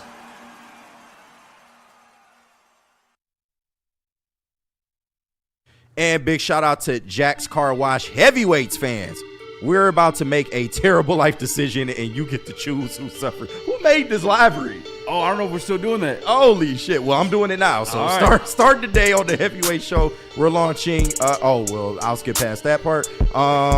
It all builds to the final week in January where you should take your car to go get washed at Jack's Car Wash. And if you look at that code up there, WSN, you text that to that phone number, you you will get a free car wash. There are 40+ locations for Jack's Car Wash all around Michigan, including one right across the street from the studio here. So make sure you get that salt off your whip and go to Jack's today. And tell them what's in studio, KG. I will tell them it's a lot of good-looking stuff in the studio, and that's partially because Lady Jane's is wicked awesome, man. And let's be honest, bro, we dudes, we like simple stuff. We don't like the hassle. We just like the lay back, feel good, and be around some beautiful women, man. And Lady Jane's providing that. They are uncomplicated. Like you can walk in, sign in, and before you know it, you're handsome and clean. Lady Jane's open 10 to 8, 7 days a week. Walk in anytime. Once again, it's wicked awesome. What up, though? Welcome to World Heavyweights Live, WoodwardSports.com. Easy by KJ. Jesus. That's my nephew. Shout out to Kyrie. Christopher Platte. Our guy Alex, Weaponized Alex. Smash the like button, be a friend, tell a friend, and share the stream. I'm going to keep a little bit more Pistons. Okay. And then we'll get into some Lions stuff. I mean, they're the best team in the city. Why they're not? the best team in the city right now, for sure, without a shadow of a doubt. There's a shooting chart I put in there from last week, Chris. Mm-hmm. It is a week old, but nothing much has changed, especially if you watch last night's game. The Detroit Pistons are not a great shooting team. And obviously it sounds like we all want to add somebody at the deadline, whether it be a shooter, whether it be a four. Can they win a championship as is, like this old school style basketball where they're not really shooting? This is the era we're in. No, I hear you. Partly Steph Curry's fault. It is Steph Curry's fault. Can they win the old a championship the old school style way? I don't think they can. And, I just worry about when Cade gets to the playoffs. A lot of teams, defense is really tightened in the playoffs, and it's easy to key in on Cade. All you got to do, blitz him off of ball screens, different things like that, wear him out over the course of a whole ball game, and he gets to making mistakes. He's not shooting as efficiently. Who are you going to turn to as that secondary scorer? And me and Chris have had plenty of conversations about this. I think you are doing yourself a disservice if you don't at least try to go out there and get somebody that can shoot the basketball at a high clip. Now, whether that be at a guard position, whether that be at a wing position like I prefer, you got to do something, because as is, you might be able to get a game, maybe even two in the finals, but when it comes down to it, you're going to need somebody else to turn to other than Cade Cunningham. We got Ivy. Yeah, we got, yeah. Well, boys, we ain't winning the chip. Yeah, I mean, the main thing I got out of that conversation with Koo is we're not going to be able to make a trade, and it is Jaden Ivey's fault. I'm just blaming Ivy for He hasn't upped his value. Yeah, no, he with Tobias. Tobias is value. Ivy, the one piece we can move. You ain't did nothing. Yeah, Ivy ain't got a lot of value right now. In order to make a trade demand, there's got to be demand that nobody wants you. I hear you. It's not his fault. I'm with him, though. I want the forward, man. I think, obviously, the way we're playing basketball right now has been inside the paint. Yeah. Have a forward that stretches the floor, that opens up that lane for you for a big guard like Cade Cunningham. And the thing with him, too, the thing I've always said about Cade Cunningham, and I've always compared him to Luka, but obviously, crazy to say this, he might be better than Luka now at this point. You took a look at the way he plays all around. Yeah. But a big guard like that gets to the paint, dominates in the paint, scores when he needs to, and kicks it out to a three-point shooter. Like you said, we don't really have that guy right now. No, we don't. Duncan Robinson's the only dude, so everyone's on him and wearing him down throughout the game. So you need that extra body. I think a forward would be that. If Cade was more efficient from three-point, maybe my opinion would change. But he has a lot of nights where he goes out there and he does shoot it. Like, I give him credit. He's a lot more confident in shooting that shot. Yeah. But his efficiency, varies. Like, some nights is good. A lot of nights aren't good. And he still needs to work on that. But if he can shoot a little better, I'd be feeling different about that. But you need another body in there. And preferably somebody, like I said, that can go get you, 16, 17, 18 a night. Easily. And whether that be a Luke Kennard, who is one of the best three-point shooters in the league right now, I don't know. I don't know where your answer is, but you got to have more than what you have right now. 313 Kurt, he's right about Ivy and Goff. I mean, I'm always right. Yeah, I don't know about always. You I thought can't Jordan be Love mad was at the time. next hot thing, so. I think he's the next hot thing. No, don't back off that. No. You better come on my show, put words in my mouth. I never say he's the next hot thing. I just say he's better than Goff. If in the vacuum, I'm going to have to choose one guy, and I don't get all the accessories with it like JG's got right now, I'm picking him. Is he still better than Goff? Yes. You out your mind. That's incorrect. You are out your mind. That is correct. Who are his weapons to throw to when he made the playoffs this year? Who? Jordan Love? Yeah. I mean, he got a whole bunch of number 2 and 3 receivers. He's got on that team better than anyone that we got. They don't. But I was also told on this program that the Packers receiving core was better than the Lions at one point. Not by me. No, I think it was Penny. But Packers I always also give have him a shit better about it. offensive line. They have an offensive line that gives Jordan Love time to run around and throw an interception. He don't even need the time. Yeah, right. You watch the Thanksgiving game. He's back there fading back off the back foot. It's just The problem is he'll have a game like Thanksgiving Again, and then wide he gives you receivers are worse than what shit we the got. next 3 weeks. So he don't give you shit. I mean, but in the playoffs he do. Not really. Yeah, I mean he had a good game in the I playoffs. was about to but, say he had like 300 but- something yards, like 5 touchdowns. But when you come out that hot and then your second and third quarters look like what they look like in that game, it's unacceptable, bro. I think it was like third and fourth for sure. But Yeah. yeah. And in fact, I mean he's dealing with a lot less doom. If Jared Goff had his weapons, But it's not like he has no weapons. I mean, I know his receivers are 2 and 3, type receivers, but he got weapons. He also has You Josh said Jacobs. 2 or 3 type receivers. I was saying. Like, Yeah, but I mean shout out that's to Josh enough. Jacobs. I will give credit to Josh Jacobs and Kraft when he's there, when he's healthy. But yeah, Jordan Love is better than Jared Goff in the vacuum, without a shadow of doubt. You out your mind. I ain't gonna start nothing with you on a Friday. You bro, good? I'm know. just saying, you put Jared Goff on that team, they're fucked. I don't know about that. I fucked promise is strong. you. Fucked Especially is a 2 strong years ago word. when they made the playoffs. If you protect him, he all day, man. You just gotta protect him, man. Brother, we got fucking him surrounded by all pros, and we Man. make the goddamn playoffs. Keep him upright, bro. That's all you gotta do. That for sure. He needs everything around him. That's what I'm saying. I do agree with that.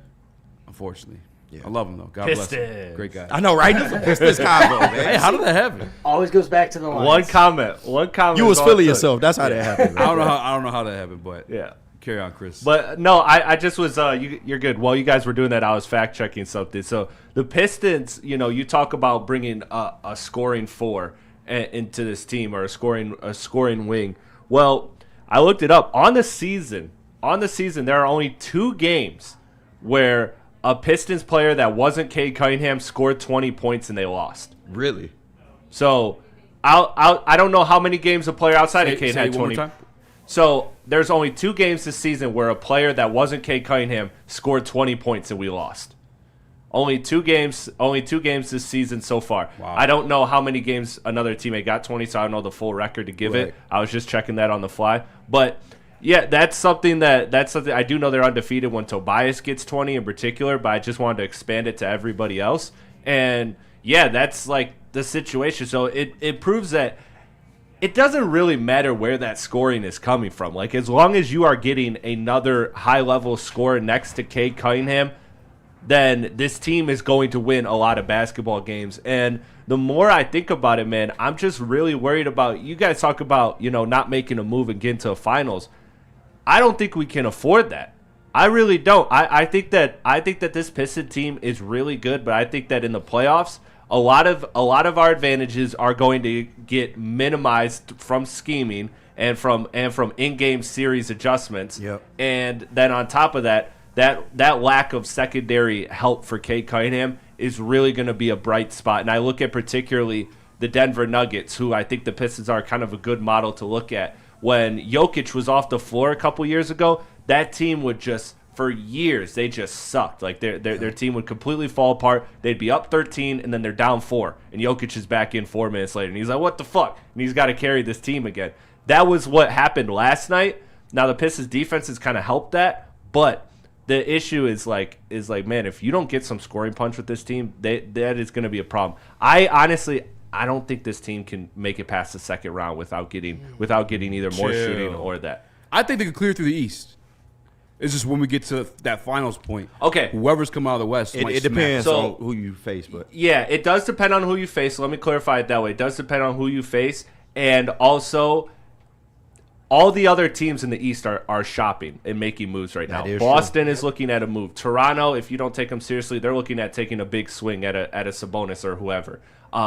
Giannis is looming as a potential Raptors target. The other teams, the Cavs are looking to make a move. Yeah. The Knicks, as we know, are in the Giannis sweepstakes. So all the teams that are right below you are looking to make a move. So if they're making moves and you don't, I think that gap that you see right now at the Pistons in terms of standing will drastically shrink, because if the Pistons stand pat and don't do anything and those other teams make move. So that's part of the reason why I'm saying what I'm saying. So yeah. I shouldn't say they won't make it past the second round, but I could see a world in which they lose in the second round if they get a bad matchup and they don't make a move. And that would be very disappointing given how Who this are team teams in the performed. East you see beating them? I think Philly fully healthy is a problem. Oh yeah, big problem. I think Embiid. That athleticism they got. Yeah, and the athleticism that they got. I mean, point of attack, Asar is a great defender, but Max, he's another world of speed. He's crazy. And VJ Edgecombe, like that's a kid that I expect to ball in the playoffs first. Yeah. Like I don't think he's gonna have any rust to him whatsoever. Yeah, I think Philly's a real problem. I think Boston, it can be a problem. In 7 games, absolutely. Yeah, they have absolutely. They have great 3-point shooting variants. So some nights you could play great, but if they just shoot that much better from you than 3, the math is going to win the game. Yep. And then at the end of the day, I still think you can't sleep on those two teams. Those two teams would be the two teams I'm worried about. Philly and who was the one? Philly and Boston. Philly and Boston. Boston's the only one. I don't give a shit about Philly, honestly. I'm telling you, brother, they look good when they got everybody together. Now you can say they probably won't happen. You could say that it probably won't happen because historically Philly never gets healthy. But right. But yeah. if they are healthy though, like and Embiid is getting healthier, Paul George is getting healthier. Like I'm watching this team a lot. This is a team that can really be a problem because they can play a lot of different styles and they have a lot of versatility and they have a lot of matchup problems. Embiid is the type of guy to get our bigs that commit a lot of fouls in trouble very fast. I mean, that'd be a series where you're getting heavy Paul Reed minutes, and that's not a good thing. Are we over the Cavs fear yet? You think we can handle the Cavs? I think the Cavs are sweet. I think the Cavs are sweet, man. Yeah, I think they don't got any type of dog in them whatsoever.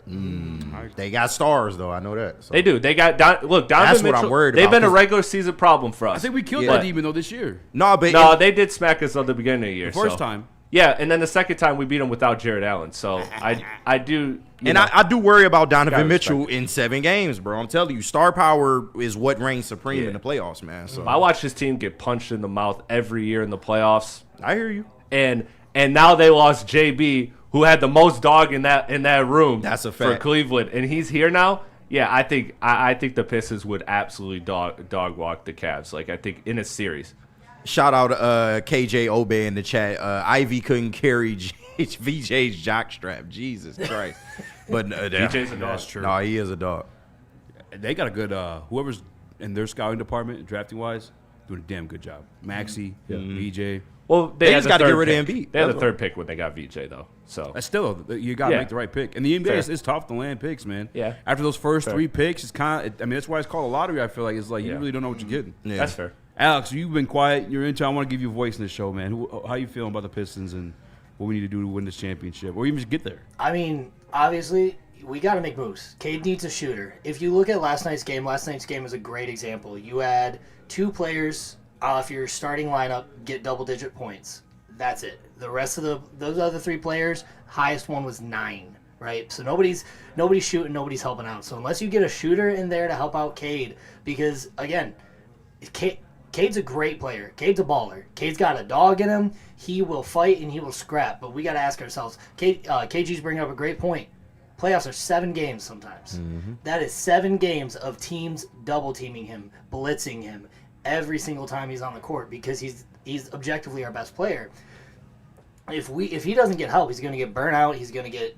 He won't make it through the 7 games. So I agree. If we don't make the correct moves, if we don't make the correct adjustments, we're second-round exits, which would suck because we've done such a good job. But we're leaving it up to Detroit sports ownership, and I'm very vocal about how little I trust anybody who owns a sports team in Detroit.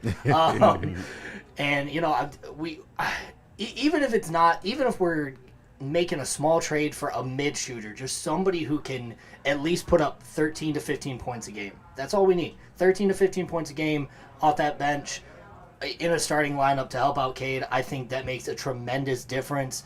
Takes the pressure off Cunningham as well to where he's going to be able to last those 7 games.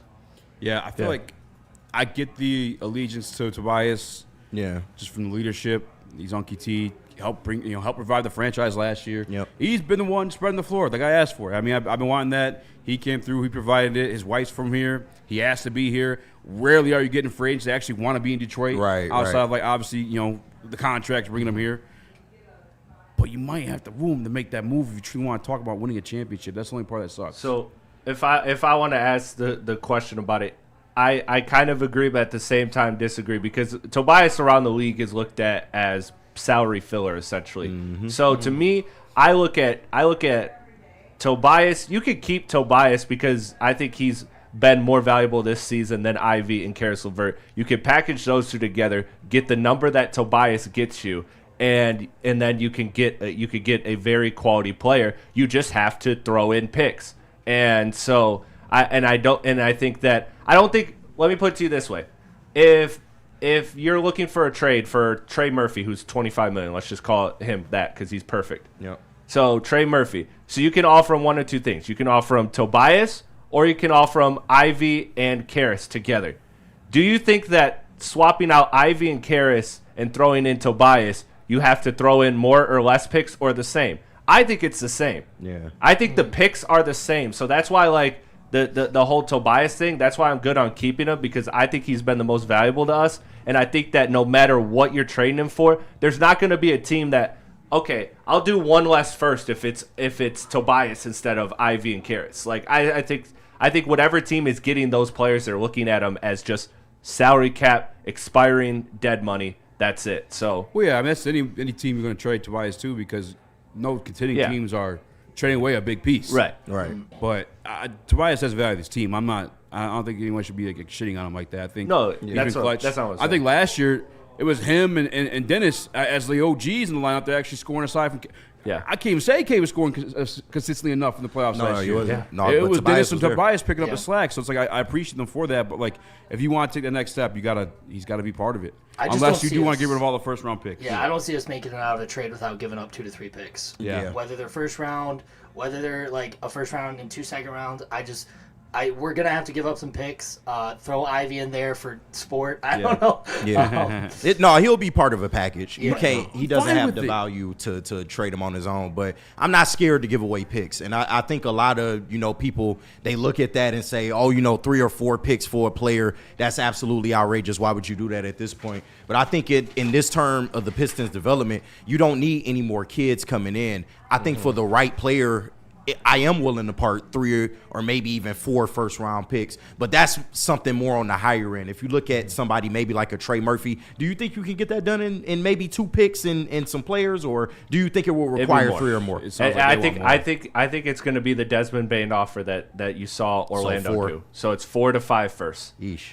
4 to 5 first. Now they did 5 because KCP was looked at as a terrible contract, so probably more like 4.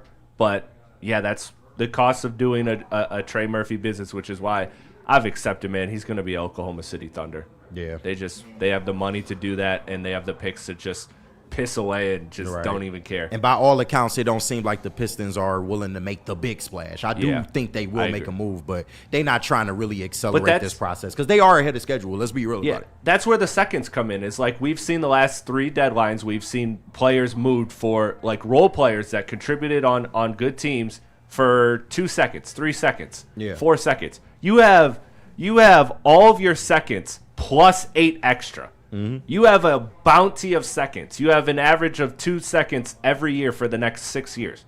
Like, you can definitely afford to package 2, 3, 4 of them and go get you a role player. Go get you a Sam Merrill, a Kobe White, a Sam Hauser, whatever.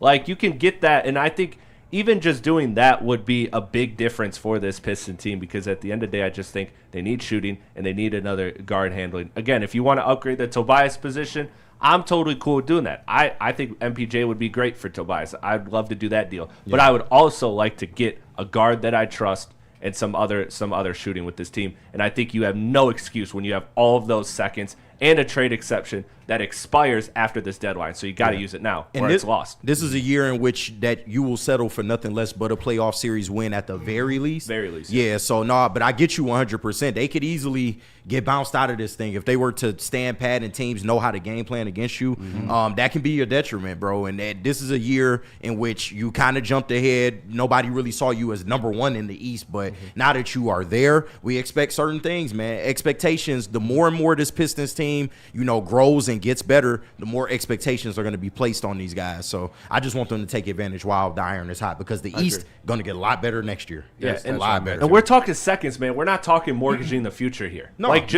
Just get 2 guys in this locker room that you can play in the playoffs. First round picks. I mean, I am too. Our pick this year was Joan Behringer, who's doing close to nothing. Yeah, I mean, right. for the next 3 years, that first-round pick is going to be useless unless, God forbid, one of these superstars get hurt. You know what I'm saying? Someone that late in the draft typically is not doing nothing for you. It's just, I'm good on that. And this isn't the typical superstar team, right, where you signed a superstar for 3 to 4 years, right, and then you don't know after. You just got Cade under contract for 5 years, so you got him for 4 more years after this season.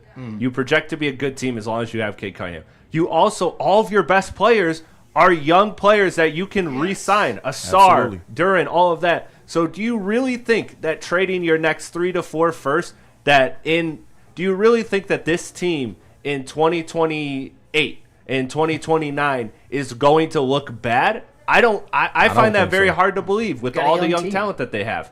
Like, you control these assets going forward. This isn't a team like the Clippers when they traded for everything for Kawhi and PG. It's like, all right, this is it. This is all we got.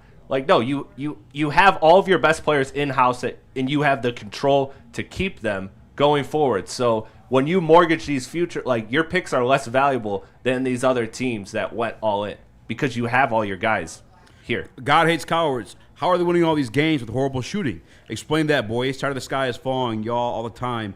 That won't win the playoff. I'm sorry. They won't win against the teams in the playoffs. God, who will we face on the elite side of the Western Conference this year besides the Rockets, who smacked us at home last Friday, by the way? You haven't really. You haven't. You got the Spurs, Nuggets again. We've been feasting off this weak-ass Eastern Conference. And by the way, I still think we're a really good team. Yeah. When it comes to like those upper echelon, I don't think we're in that conversation quite yet. And it's not going to be regular season Western teams. These are going to be playoffs. Yeah, it's a different animal in the playoffs. Lions went 15-2 in the regular season to get bounced by the Commanders. You know what I mean? Shout out Jared Goff. Like, shout out Ben Johnson wanting to leave the team. Come on. Like, we have to prepare for that tough level of competition. You know what I mean? Like, yeah, we're scoring. Like, we're not scoring great. Like, again, we've got Cade. Sometimes we got Jalen, but we have to prepare on all sides of the court, right? We can't just be an offensive team. And I feel like the Pistons right now are an offensive team, but with no defense. Yeah. Offense wins games, defense wins championships. It's every sport across the board. No, and it'd be different if the Pistons shooting was way more consistent, because they do have their nights where they go out there and they blaze from 3. But overall, if it's not Duncan Robinson setting the table from 3, you probably not getting much on that night, and that's a problem, especially in a playoff situation. So you can't only have one shooter, man. You got to have somebody that can go out there and give you a little bit something. Yeah, 100%, man. All right. Let's pay some bills. We're well over it. KG, tell us about Mad Packs. I will tell you about Mad Packs. And listen, big fan of the Mad Packs. They already got the high-low pre-rolls. They got the Boom Shakalaka live resin-infused tarantulas that we be blowing by the dumpster. And they got some new for the new year. Mad Packs Extracts and Blizzard Packs. The perfect things to get you through this Michigan winter that if I see another ounce of snow, I swear I'm going to lose it. But stay tuned to Woodward Sports for all of the latest Mad Pack updates. And Dr. Pierce. Let me tell you guys about Dr. Jeff Pierce. That's my guy. Give me your guy, too. Don't miss the expert sports injury insights from Dr. Jeff Pierce of Michigan Sports and Spine. Catch Dr. Pierce every Tuesday on Big D Energy or Thursday in the Braylon Show with Shep, where he shares top-tier advice to keep athletes in peak conditions. Listen, MichiganSportsSpine.com, 248-426-9944. Send him your mock drafts. Dr. Pierce loves mock drafts. Make sure he's getting his money worth. Wow. Love Woodward Sports? Love wearing clothes? Then you should be wearing Woodward Sports clothes. Check out our full line of merch at WoodwardSports.com. Just click on Shop. We have all your favorite designs, like Dan Campbell kneecaps, Woodward Golf, and of course, our own logoed out merchandise. Men, women, infants, kids, all love Woodward Sports. Impress your friends. Impress your boss. Impress your dog. Buy Woodward Sports merch today.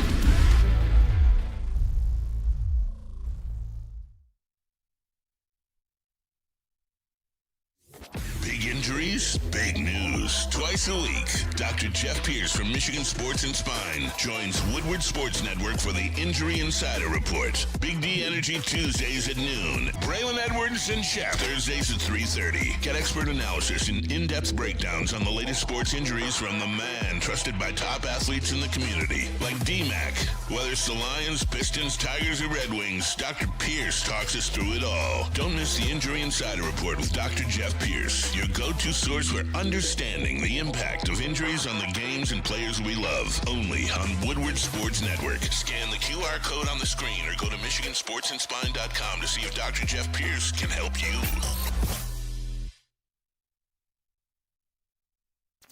Detroit has the best sports fans in the world. That's why they deserve the best sports coverage in the world. We are the Woodward Sports Network. Chill, medicated guys. Let's face it. No matter what we do, we all have our aches and pains. That's what we deal with on a daily basis. Providing you with reliable relief so you can live your best life is what Chill Medicated is here to do. Chill Medicated's line of topical products are non-transdermal, meaning they do not get you high, making it the perfect fit for all-day use in any environment. They got Chill Medicated Sub-Zero Roll-On. They got the Relaxed Topical Body Rub, Extreme X Body Foam. They also got the Body Lotion and the Max Topical Body Rub. Get it all at chillmedicatedcbd.com. All right, let me tell you what I'm going to be cracking open when I watch Michigan spank Michigan State later tonight. I'm going to be cracking open Go a Blue. Sun Cruiser. There we go. I'm going with that OG flavor. We got that real vodka, real iced tea, no bubbles, just a clean, crisp sip that won't fill you up on game day, right? Only 100 calories, 4.5% alcohol. This is my go-to when I go to my local bar. I always got a pack of it at home. Looking forward to just chilling, cracking one open, pause, and watching a really good basketball game. Michigan by 7. Let's go. Please drink responsibly. By 7, I like it. That ain't in there, Reed. I just Aaron, I love you, by the way. You got to tell me, who's the contending team? A team that's actual in contention for a championship the Detroit Pistons that beat this year. I'm genuinely curious. And you guys answer that question, too. I can't think of one. It hasn't happened, unfortunately. And we haven't even won a playoff series. You guys got to relax. Yep. You got to be real. I think we can make it out the East. We're talking about winning the championship. Yeah. I don't And think they've been good on the West Coast. I think 12-6 on the West Coast so far. They've been good out there, but still, like you said, they haven't played the upper echelon. Yeah. Got to be real about that type situation, I guess, is what I'm looking forward to. 100%. I was gonna. I hope you had an answer. I don't think it's happened. Oh, right. no. I see Aaron say we beat the Rockets. I guess that would be the only one. That would be Game 2 the of best season, one. Yeah. And Durham left that game early. Yeah, he did. And both of those teams were finding their identities. So yeah, I don't think that they have a lot of impressive wins. Don't get me wrong. No, for sure. But in terms of putting yourselves in that championship contender status, you haven't beaten. You haven't played OKC yet, and they're the ones with the belt. And you gotta prove it to them. You gotta prove it to Denver. Those are two of the last champions of the last couple years, and you gotta beat them. And Denver you beat, but you beat them at home, you beat them barely with a very injured team and not their superstar in Jokic. So again, no fault to the Pistons. You play who you play, but you can't say that this team is objectively an NBA Finals team. That's why I said if things go bad, I could see this team losing in the second round depending on the matchup and if they don't make moves. I think that they can get to the Eastern Conference Finals. I think they can get to the NBA Finals, but I think that things have to happen in order for that to go. I'm with you on that one. Yeah. And like I said, the Rockets find themselves. And without Fred VanVleet, is he going to be back for the playoffs? No, they're looking to trade his contract to get somebody, which they probably will, and they're going to get a difference maker. Yeah. We'll see, man. We'll see. KG. Yes, sir. You introduced a couple of Detroit Lions topics earlier today. How about you introduce the show?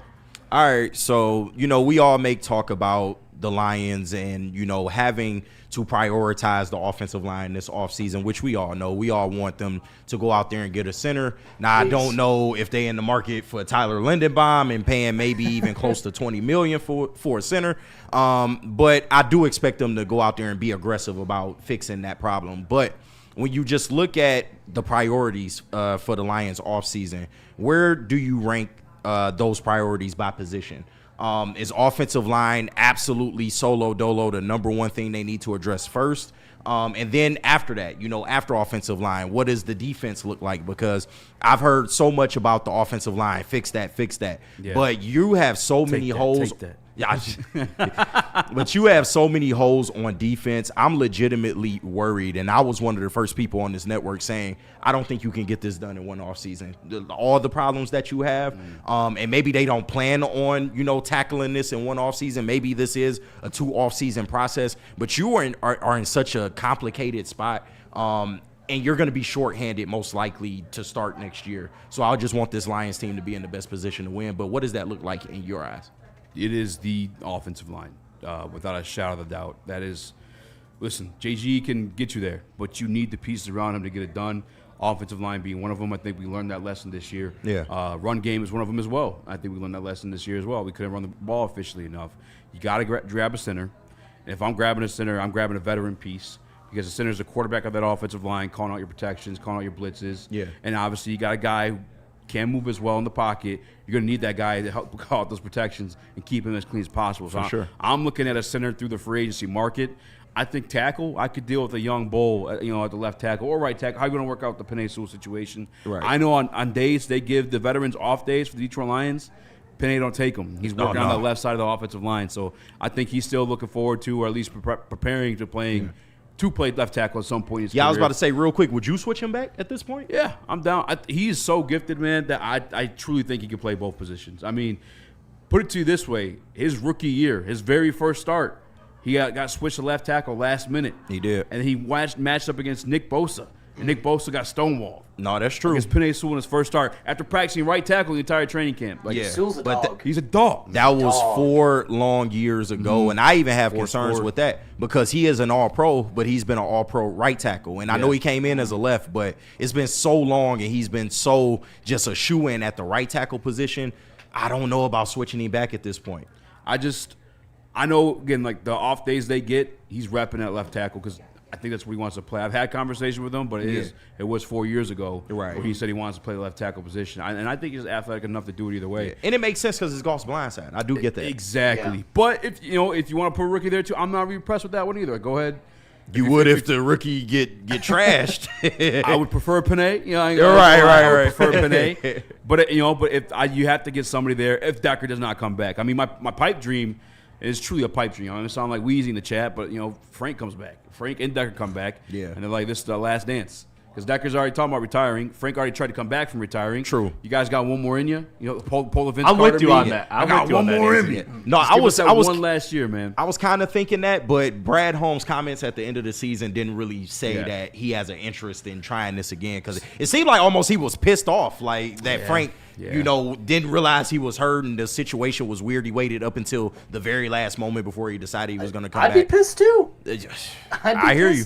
I think for Brad though, and the rest of the team included, the quarterbacks, the coaches, everyone, as a professional, you got to prepare for that life without Frank. You can't depend on something that's not going to necessarily be there. Thank you. Exactly. I'm still not counting it out though. I think they have to flip that page, absolutely, turn that mindset professionally. But me as a fan, I'm a dream it. And honestly, Frank tried to come back last year. He did. You know what I'm saying? There's an itch that need to be scratched. And you got enough to go strike with irons hot. I figure it could be persuaded. But again, they can't have that expectation because they have to start moving forward. And that's part of the issue is they didn't do that. Yeah. Right? They waited too damn long to address us in a position, and that's why you end up in the position you were last year. Although Brad had opportunities to bring back Kevin Zeitler and other guys too, which kind of pissed me off at the time. It is what it is. But, yeah, you got to get a center. And I hope Taylor Decker comes back. If not, you got to go draft that tackle too because if you keep JG clean, you can get the ball off to these weapons. And I don't know, it doesn't matter who your offensive coordinator is. You know what I'm saying? Just give him the time to get the ball off to these guys. And you could say, and I'm with you too, but I want the defense, by the way. There are a lot of holes in the defense. Yeah. And they do make me sweat a little bit, make me nervous, especially the safety position. You got Brian Branch, Achilles, Kirby with a knee situation that it's bad. I mean, he had a media session last year at his locker that didn't even put out because it was so damn depressing. It was, yeah. He said he didn't know if he's going to play again. That's not speculation. He said that shit. Right. But and more on the defense in a second because we're going to get a little deeper into that. But I guess my final point on why you need the offensive line is in 2023 when we went to the NFC Championship game, that defense was fucking hot ass. Yeah. All right, it was terrible. Ranked 23rd in the league at points per game. This year they're 22nd. That offense could carry you. Yeah. We just need the offensive line to, I don't know. You look at this playoff run, a lot of good defensive play. You're not wrong. And You are those not wrong. Lions defenses aren't even up to snuff Yeah. with some of those defenses that we saw. I just think that, like you said, though, that's so much more to address. Yeah. Where this recipe has already worked once, That's true, but with so many holes and players leaving the team, I feel like that kind of makes the defense damn near even more of a priority. And listen, I know how important the offensive line is, and I did want to ask you this because I'm trying to really prep Lions fans for the fact that we may not get Tyler Lindenbaum. And to be honest with you, a very Lions thing to do would be we're going to move Tate to center because we trained him there we played him there in training camp last year. We feel confident in him playing that role, and maybe we'll just go get, the best guard in free agency or draft that need. Could you see a world in which Tate starts at center? I don't want to see a world where Tate starts at center. I know. Tell me about it, but I don't think it's a possibility, though. That It's not off the table. It's not off the table. That is the world we live in. If Frank doesn't come back, I 100% think Tate's moving to center, and we're going to draft a guard. That's like the Brad Holmes specialty. Yeah. I mean, that's probably the easiest solution. I just don't know if it's enough of a solution to fix what the issue is, Yeah. I mean, I expect to pursue a center in free agency. I just don't think the name's Tyler Lindenbaum. I think Cade Mays. I like McGovern. And McGovern, yes, thank you. I like McGovern a lot. Perfect timing there. Those are two names we'll probably be looking at. Yeah.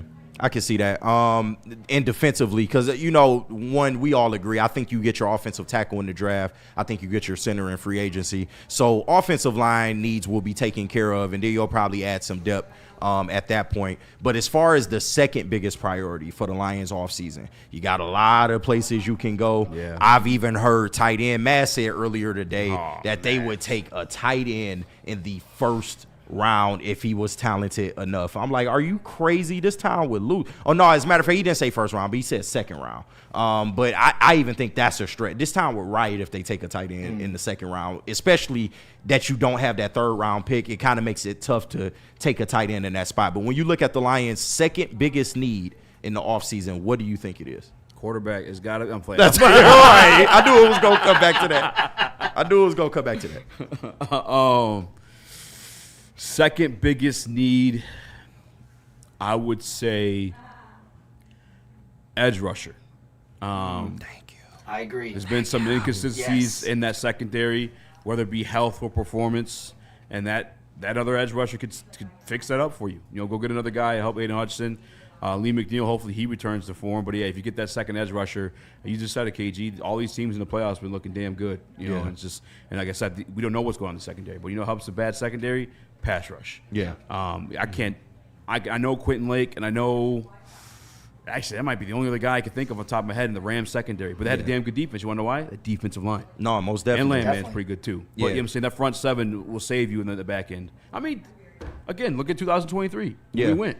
The defensive line performed at times. Hutch was clutch as hell in the playoffs. Yeah. That's why those positions get paid so much. So, yeah, go grab another edge. No, me and you are in lockstep with that one. The only thing is, and we had Scott Bischoff on the morning show earlier. Shout out to him. Shout out. He was saying that this edge market in the draft this year, it isn't necessarily the best, but you got a lot of top-end talent. Mm-hmm. Would you be okay? And I know Brad ain't gonna do this, and he I don't know what is he allergic to first round edges? Like, I don't know the way he avoids. He just hates the position. I swear to God, he's just like, edge rusher. We have Hutch. Let's have him play 105 snaps in the regular season and hope he does well. Yeah, it's hard. I don't think you want to be wrong to the fans with the media that's been asking for edge. It's so he wants weird, to prove a bro. point or something like that. It's crazy. The way the Packers didn't want to take a first-round receiver for Aaron Rodgers of all people. I mean, we took Hutch. It's kind of like the way Brad Holmes is about edges, but Hutch fell in your lap, man. That was a gimme pick. If you saw a talent that was good enough in the first round, would you be mad if the Lions went edge first and then maybe try to get that offensive lineman in the second or fourth round?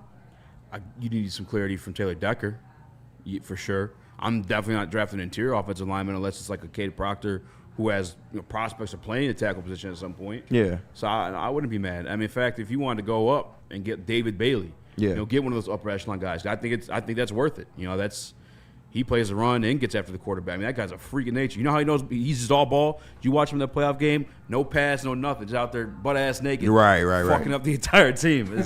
Yeah. I think he's a phenomenal football player, but I would do something like that. I wouldn't be mad at all, no. But I just think you need to get some reassurance from Taylor Decker if you're doing that, you know? No, I agree with that. But I really need them. I would like them to get a more complete edge rusher because, I mean, you have the exits of you assume to be AQM.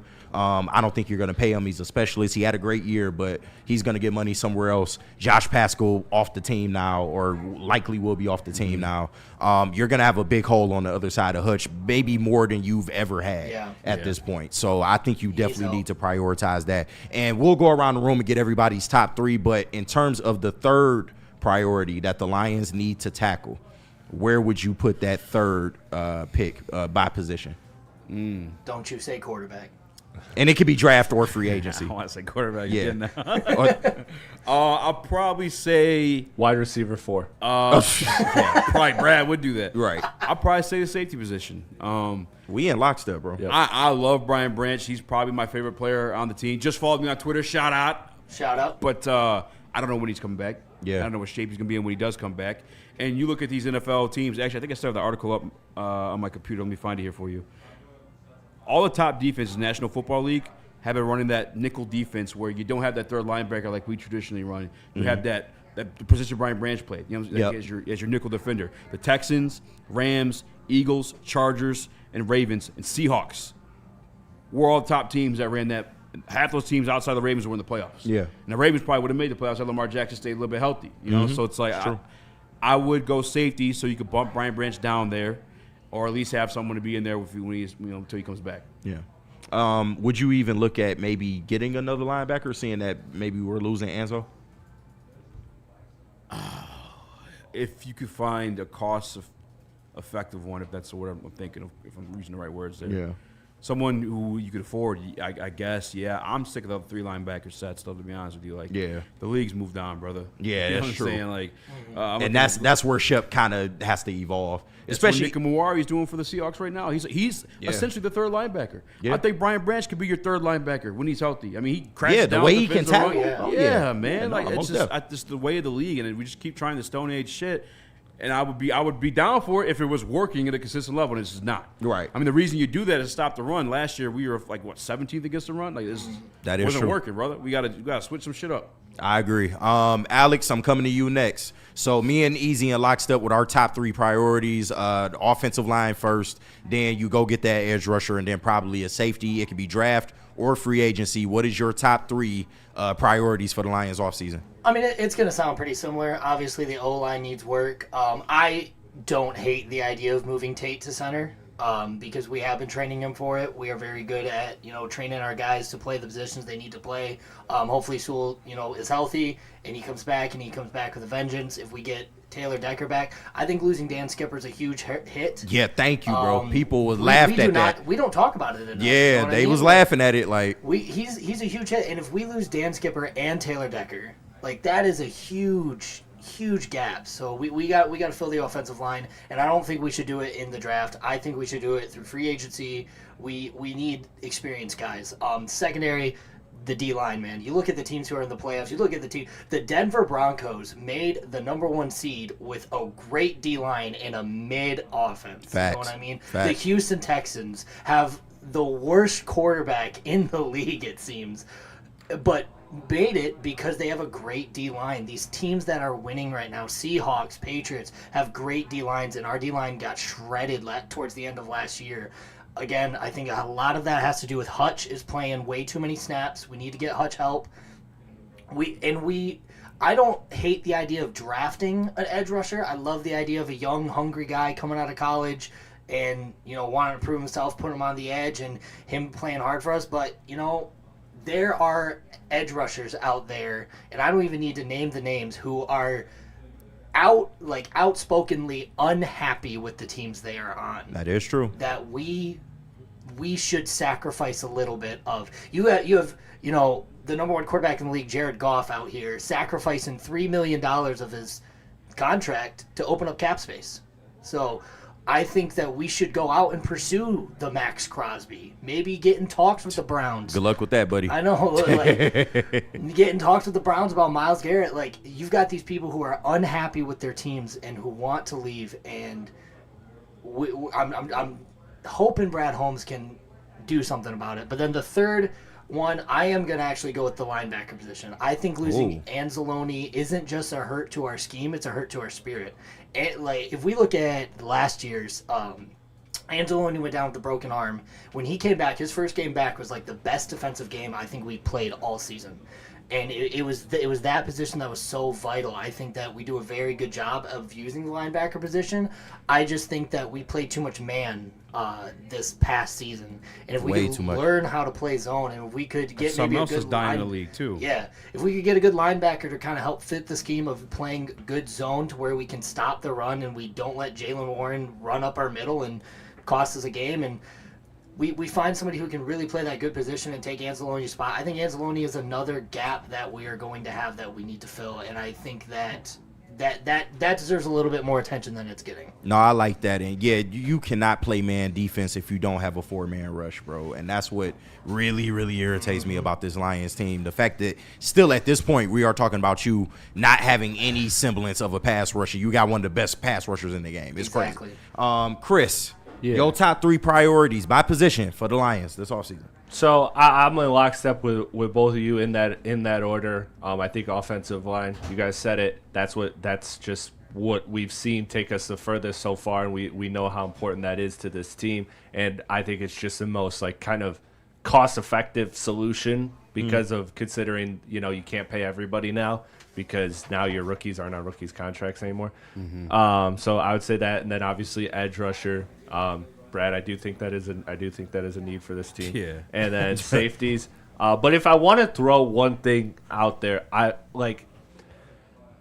just want to use this beautiful platform that we have, Woodward Sports, the best Detroit sports platform, to say, Jared Goff, if you really want to win, you got to take a substantial pay cut. You got to help us out. You want to get these things. You want to get these things. No, I know he's going to shave some money off this $70 million for sure. Yeah. But I'm talking like really help us out. Like I'm talking like leap. I'm joking. Yeah, I'm joking. Play for free. I'm talking like play for my salary. Play for my salary. Like come on, man. Like we already know you got it, brother. Like if you win here in Detroit, you are immortalized. I don't think you ever have to pay for anything again.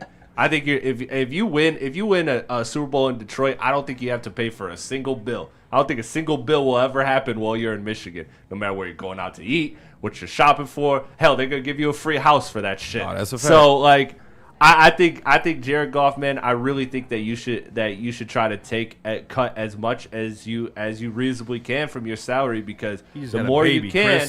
The more you can. He need that money, bro. The more you can. F them kids. No. Right. But no, the more you can, like, dude, you can see this team needs it, man. This team needs the weapons, unfortunately. Like, we're at the point now where we don't got the cap space anymore. So I'm looking to you and you only to get us that, like. Shit, if Goff gave him the money, would Brad spend it? You can have all the money in the world. Shut up, man. If you ain't swiping that card at the checkout, then I don't. You're 100% right, but don't say that. I'm sorry, bro. I just know Brad, man. Some of that too, man. If you go look at like the ownership, you gotta remember like Sheila doesn't own Ford. Like, she's just like an inheritance of the Ford family. Like, one of the the siblings. Like she don't got deep pockets like a lot of these other owners in the league. I don't know if we'll ever be spending that type of money because we just don't got the bread like that. I think they said she's 12th or 13th on the richest owner list in terms of NFL. No, she's like middle of the pack. 30th. No, she ain't that low. Yeah. Really? Yeah. Wow. I didn't think she was that low. No, I thought I heard somewhere she was 13. Brokey. Right. Brokey. That's Oh my God, poor people around. Hide the money, Right. Shit, I forgot what I was gonna say, man. It's 6:55. Yeah, bro. Yeah, we got to double up. Blaze Get through out of this here, shit, bro. Yeah, you know what? I do want to say, KG, you one of the most talented people on the mic in this town, not just this network. Stop it. So I'm proud to share the show with you. Alex is great meeting you. Thank You you. got any wrestling stuff coming up you want to promote? February 14th, XICW. I'll be taking on Nate Matson for the Proving Ground title. March 7th, in Port Huron, I'll be defending my digital media championship against Jack Delaney. If you want to check those out, you can go to my pages, Weaponize Alex Weir on Facebook, Official Alex Weir on Instagram and TikTok. You got to bring that belt in, man. Yeah, I'm man. a big belt fan, bro. I got too. you. Next time I'm here, I'll bring it. D-Mac right. told me to bring it in, too. Why don't Yeah, you, why fuck don't you, yeah. why don't you cut a promo? Talk some shit to this guy. Which guy? You want on Nate? All right, so here's the thing about Nate, bro. Nate was somebody I looked up to when I was first coming into the business, and then he left me in the ring after we had our one-on-one, and I got beat up by the entire locker room because he just took his belt and left. So this is the first time we'll be one-on-one in years. And here's the thing about Nate. He's great, but he's been around this business for 25 years. He'll tell you stories about Johnny Gargano and AJ Styles, but the thing is, he's old, he's slow, I'm fast, I'm young, I'm hungry, and I'm going to take his belt from him. When it comes to chaos in Port Huron, I'm the digital media champion over there. I'm the best wrestler in that locker room, hands down. Jack Delaney, he's a great kid. I like him. It's no secret that I like him. He is the future of this business, but he is exactly that. He is the future. He ain't ready now, and he's going to find that out on March 7th when he steps in the ring with me. My boy talking crazy. Weaponized. Get that, Nate. You a piece of shit, Nate. Bitch ass. My boy weaponized. You'll heal in both territories? Or? No, I like to say that there is no heel or face on me, and if the crowd cheers me, they cheer me. If they boo me, they boo me. I'm going to go in that ring, I'm going to kick people in the head, and I'm going to win matches. You that's what I fucking do. right. And pay me. Chris, we want to read the super chats we got out here? Yeah. We got Lambertini with one I can't scroll back Yeah. up to. I can't see it. Can Okay, you? You're in? Yeah. Let me find. I'm going up. So I'm starting from the.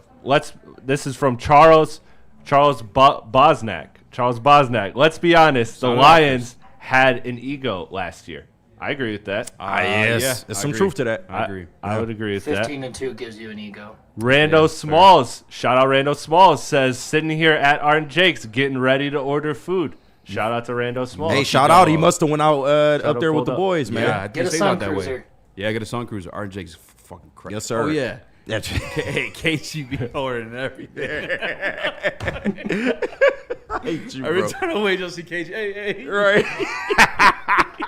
Charles Bosnack again Oh, with man. the super chat. Defense has been the Lions' greatest issue for decades. I also feel players don't feel like Detroit is no longer a destination. I don't know if that's true with Dan Campbell. That might be a Monday topic. Yeah. I like that. I like That's that. a good. like That's a that. good question. I'll be tapped in for Yeah. sure. Yeah, I like that. And then Labertini with the super chat saying, "Shout out to heavyweights. KG looks good on the mic. Perfect time to join for some Lion talk. Stay safe and warm this weekend." Appreciate you, brother. Shout out Labertini. My boy Labartney. It's actually Labartney. I know. Yeah, he talking about I know. Shout out to He you. told us he likes it. We call him Labertini, so we keep. Hey, Yeah. well, fuck it. Keep calling He him pays Labertini. good money for you to call him Labertini. That's very. so. That's very. Yeah, My that's boy true. out the infinite pockets. Boy. That's that Dubai money. Yeah, I'm trying to I tell. swear oil one- money. I He the swear one that one sent us ti- the glass set. That Yeah. shit was nice, Yeah. bro. Shout out, man. That was actually a great gift. Yeah, Oh, I wonderful. swear one time he sent us he sent like a super chat that said I don't know how to comment without super chatting. Or some shit like that. Yeah, I he was can't like- super I chat was more like, than that's or less than rich. $5, bro. Yeah, I was like, That's that's, actually a rich crazy. move. That is Yeah. nuts, bro. Yeah, no. I gotta get that man my cash app. You know. Yeah, for real. No, for Hey, bro, if he's around for the next stream, I might be. he has come to the studio before, so I know. Yeah, I saw him. Yeah, I nice was- ass Bad Boys jacket. Yep, yep. Yeah, I Shout was- out, man. Unfortunately, I wasn't there to meet him, but hopefully That is kind next of cool time. being the voice of Detroit sports for like people like the Yeah, misplaced Michiganders or at least Yeah. Detroit sports fans. Our reach is crazy, bro. You forget. I was walking around with my nephew at the game 6 for the Pistons last year. Yeah. And this dude walked up. He's like, I'm from California. I watch you guys all the time. I'm like, Holy that's- shit, that's bro. crazy, man. There's somebody in the chat from Germany that be watching us, bro. It's Good just guys from fucking Japan. insane. This is kind of crazy. Nuts, bro. It is kind of crazy. But fuck Nate. All Oh, right. yep. Nate's a piece of shit. Yeah, Nate's a piece of shit. About to get your ass beat. What's the other guy's name? Jack. It doesn't matter what your name is. You fucking right, man. Perfect. Are we paying bills? Yeah, no. so let's pay bills and then head out. So we All got right. the last couple breaks to knock Well, out.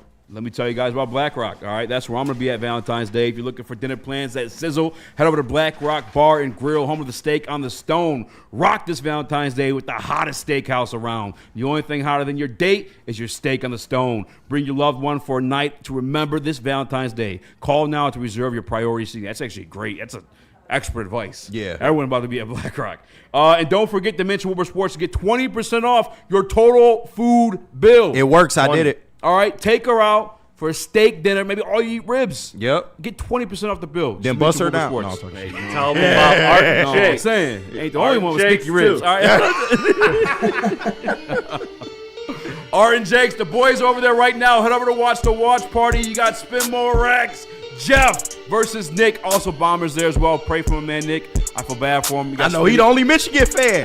I would have came if I knew that. I don't know why I signed up for that. I would at least grab somebody else from Michigan. I mean, Spinny and Nick they might fist fight tonight. to be No, honest for with real, you. because you know Nick finna crash off. They start losing. And Spinny crashes out too. Yeah, I know, bro. It's I feel bad. Hey, I'm watching though. That's mostly entertainment. You like wrestling? I'm watching that thing for sure. Yes, sir. Also, Go Blue. If they're up there at Lansing, go see them yourselves at Art and Jake's, ATV's Wall to Wall, 22 draft beers and more. And Ben Johnson. Ben Johnson, corporations, the government, even your insurance company will do whatever it takes to minimize their liability and withhold your compensation. So when something goes wrong, make Ben Johnson your first call and get a fighter in your corner. You know me, I'm a fighter. You know D-Mac on the show. As somebody who's taken a D-Mac punch before, D-Mac's the fighter. So if you want a fighter in your corner to go up against these corporations, contact Ben today at benfights.com. My boy Alex Gold with the Crown. chops. You know the slogan, smoke like worlds. Yeah. Gold Crown's a Michigan brand through and through, with some of the finest cannabis products in the state. Whether it's their Crown Jewel gummies packed with flavor and effects to keep you vibing, or the infused pre-rolls that hit harder than a Lions linebacker, Gold Crown is all about giving you top shelf quality without the royal price tag. All rise for the rating high of Royal Highs. I messed that up. Goodbye. Yeehaw. Now take us home. We out, bitch! Yeah, it's Friday. Shout out, man.